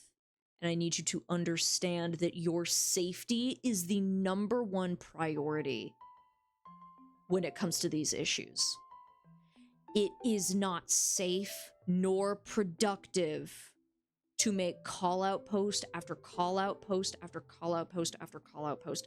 It is not safe or healthy or productive to get into flame wars with these people. And I'm telling you this as a 2,000-year-old dragon on the internet. No, I'm telling you this as a 22-year-old human being who has been on the internet for a good bit. I've seen eras come and goes. I'm not the oldest fandom user, but I've been around enough to know that cheesy ass advice of block and report is your best friend. That block button is your best friend. If you don't like the shit that somebody is posting, you need to block them, and that needs to be it. If you feel so compelled, DM your friends about it. But don't make a call-out post. Don't comment in their comments. Don't repost it or retweet it or whatever, being like, oh, look at this freak. Oh, don't try to fill the pro-shipping hashtags with something else. It's not worth it, and it's not safe. This is great music to be talking about this too. It's not worth it, and it's not safe. It's not safe, it's not productive, and it's not healthy to you. All it's going to do is just continue to feed negativity back into you. And for what? For some freakazoid on the internet? Just block them. If they're posting something that you truly believe to be really, really harmful, I'm not talking about okay, oh, I don't really like Gaku Kai, not because it's problematic, I just don't like it. Don't report that content, obviously. But if it's like CP, incest, necrophilia, genuine like pro ship, dark ship content, lolicon content, abusive content, then report it, right? But then that's it. Block, maybe report, maybe DM your friends. For the love of God, don't make call-out posts. Don't get involved in comment flame wars. Don't repost or retweet or reblog or whatever the fuck their content. Okay? Okay. I will also say this. The more you interact with these people, the more their content is going to wind up on your feed. You don't want that. Interact with these people as little as possible for your own mental health, okay? Like I said, when it comes to this kind of stuff, your safety is the #1 priority. I know you want to get through to them and be like, no, this isn't you. No, stop, you're being gross. It's not worth it. You're not going to change their mind. You are not equipped for this. It's okay. It is okay to let it go. And I know there's that anger, there's that feeling of I have to do something about this. You don't. It is okay to let it go.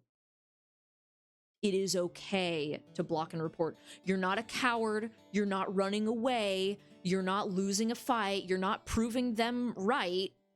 You are protecting. I hate the term protecting your peace, but you are. You're protecting your sanity.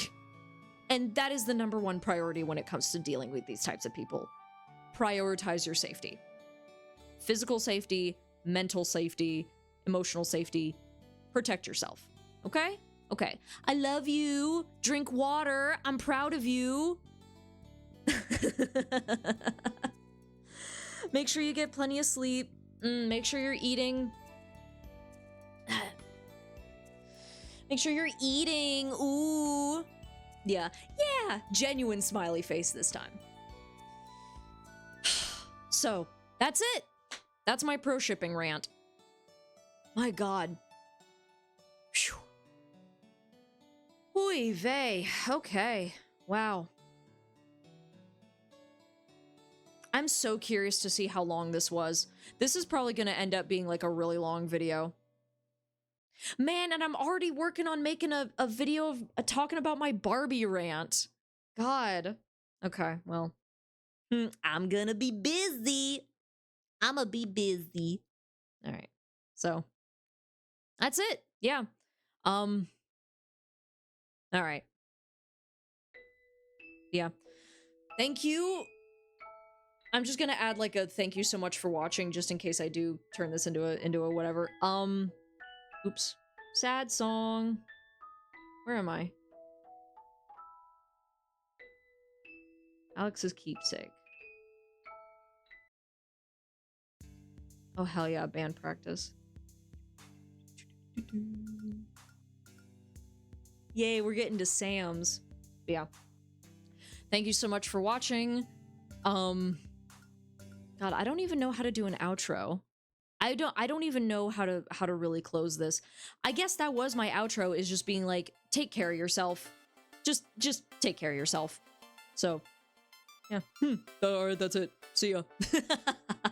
No, we're not gonna do that. Maybe I'll write up an intro and I'll just like record myself doing that at some point. It doesn't matter. Okay. But yeah. That's what I have to say on that. Yeah, it's a script. It's not a full script, but it's more so an outline that I had kind of in my Word docs for a bit, because like I said, this is just an issue that I'm very passionate about, because it truly is. It's just a plague on fandom, and I really think that we need to just stop tolerating it. We need to just start blocking people. We just need to stop tolerating this shit, because it's just gross. Yeah. Can't wait to see this as a full video.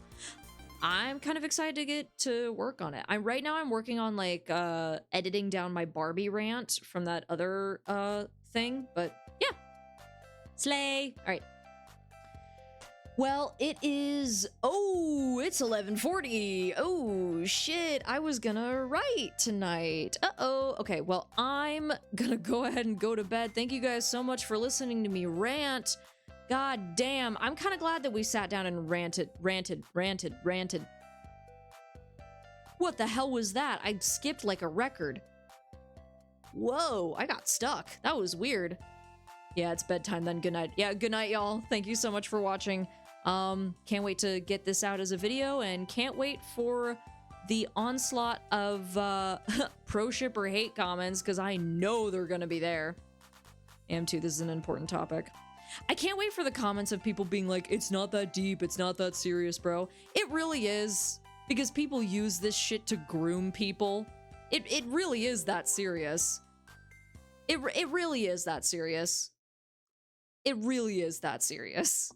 Like, this has real life consequences, all right? Anyway, good night, sleep well, stay hydrated. I'm gonna get a big bowl of ice cream, because I earned it. Don't worry, I'll fuck with them in the comment section. I appreciate that. I appreciate that, man. All right. Good night, y'all. Sleep well, stay hydrated. God, my throat hurts. If you see a pro shipper, block them, report them if you can. And, go watch Sasaki and Mino. Go watch Sasaki and Mino. Go watch Sasaki and Mino. That's my end advice. End advice. My last little piece of advice. Go watch Sasaki and Mino. Not because it has anything to do with the subject of this video. I love Sasaki and Mino. It's my favorite anime in the world. Just fucking watch it. Trust me, you are not gonna regret it. Okay, good night. Good night. Good night. Sleep well. Stay hydrated. I love you guys. Good night.